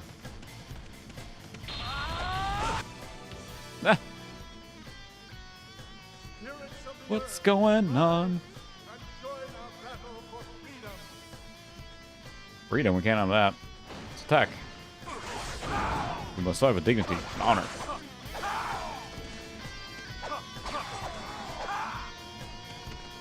I get it now. I have never played Dynasty Wargame before, but I get it. I get it. Especially if there's tactics involved and...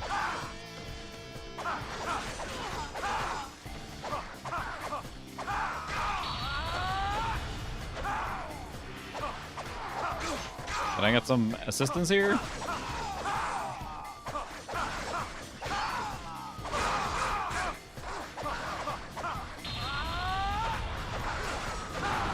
There we go. Ow. Mmm. Battlefield kebab.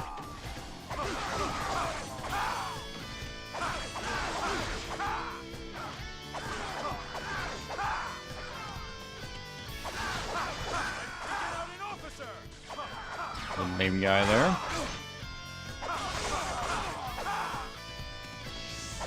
Yeah, tactics. I mean, it's like I assume there's some tactics in the beginning and stuff, but We must not fall behind. we're not falling behind.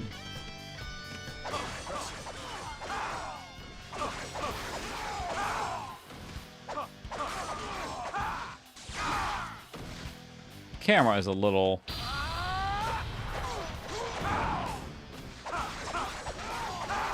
all over the place, but I feel like I would like to zoom out more.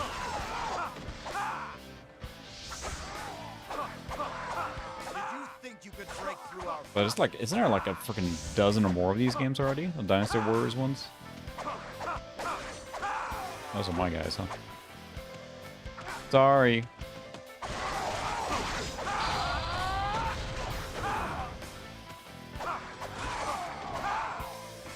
I mean, yeah, spears might be superior from the historical perspective, but it's no match for the guy with the, look at that, a cool head looks, I mean, cool factor is a point here, so.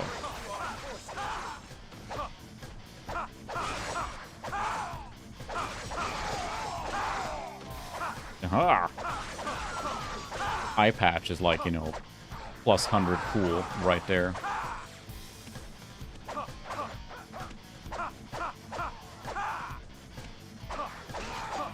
One guy, what are the other dudes doing? They're not even fighting. Come on, bro. Bro.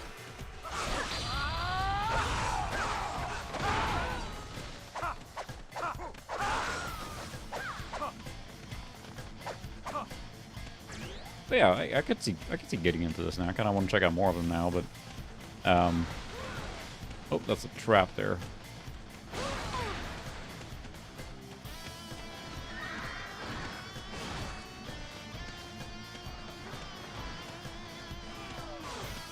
Come on, you jerks. Attack!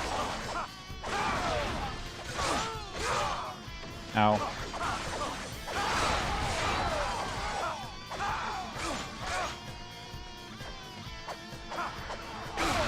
There's a sorcerer there, and a camera is still, like, wigging out.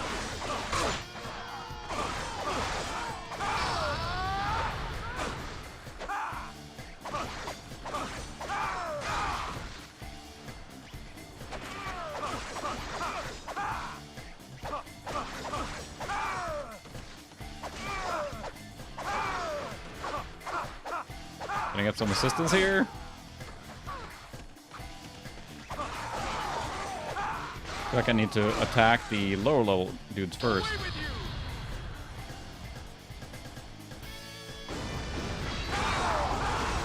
Alright. That was a well-timed special there.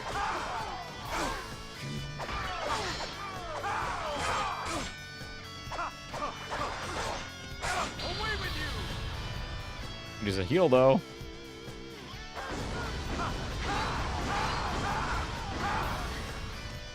My finger's actually starting to hurt a little bit from the insane like button mashing action here.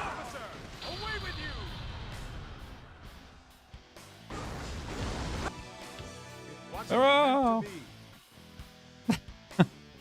Curse you and your extreme button mashing skills. Ow. Aha! My patch was superior. Bust into a wicked like air shredding session there.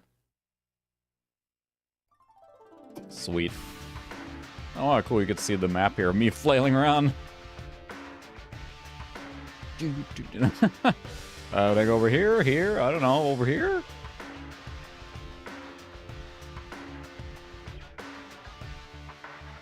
When it makes sense. Yeah, so that's me running around there, smacking everyone around. Aha! Take that. Captain dead. So you defeat the captain. Seems to be the main thing here, right? Yep. Alright, I get it.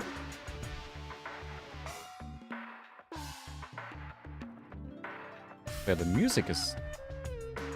But that's more what I expected, I guess. Or more, I wouldn't say stereotypical, but like a little more...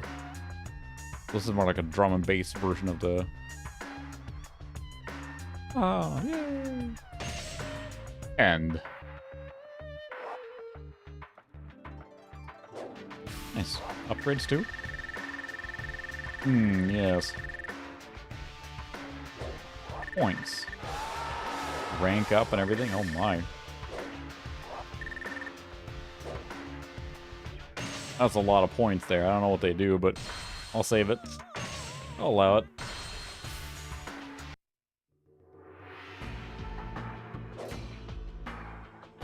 Alright, I don't think we need to start another one now, but I got the appeal. Let's do this. So we're gonna probably not play any more games there, but we played quite a lot of the ones that we had tonight. The only ones we haven't really played were like, you know, the second Star Wars game. We had Need Speed Underground. And then, yeah, that was pretty much it. Then we had the Nickelodeon one. And do this. Because you can boot into the stock dashboard with this mod chip as well. The idea being is that if you have this mod chip installed, it has a wire that runs to the power button. So if you push the power button, the normal power button, and it boots into the modded dashboard. But if you press or just use the drive eject button, it boots into the standard stock Xbox mode. And at that point, it's basically like the chip is in stealth mode. So I think the intent back in the day was so that they can go online with them, even with the modded chip. But this way, if you just want to use it like a normal Xbox and launch your games or whatever, you can do that this way as well. And you have the bog standard interface, and you can see recognize it for the other one was blue, of course, just a little different. But here you can play the games normally. It acts like a normal Xbox. So it is a neat thing that the mod chip does that, and I would definitely recommend. Sounds like several of you already have Xboxes like that, and it's a super fun console to mess with. The games are plentiful, and I feel the library is large, but it's still manageable. You look at the PS2 library, and there's like thousands of games, and there's a few hundred, if even that, on the Xbox. So it makes it a little more manageable. You know, GameCube is also a smaller library, but the Xbox is such a nice system once you have it all running. You can run like coin ops on it. You can run like emulators, and it can do so much more than just, quote unquote, just play games too. But I really enjoy the system a lot, and it's really fun to collect for it when you can get games like this, like the Sega GT1 here for, you know, I got it for $5 or $8 maybe. So it's a really cool system. But I hope everyone enjoyed that, looking through that. I'll be collecting more games. Also, did you know the Xbox has a green color? It's not black. Anyway, But yeah, fun system to play, fun system to collect for, and super fun to mod and mess with. So everyone had a good time, and hopefully see everyone next week. My video is forthcoming, is working on it. I'm going to try and get that out before the end of the month as well, so we'll see what happens. Anyway, thanks everyone, and have a good night. Go slam back some brewskis, put your ball cap on backwards, and go vape up and play some Madden and Halo on your Xbox, right? Did I get all the stereotypes? Did I get them all? I think so.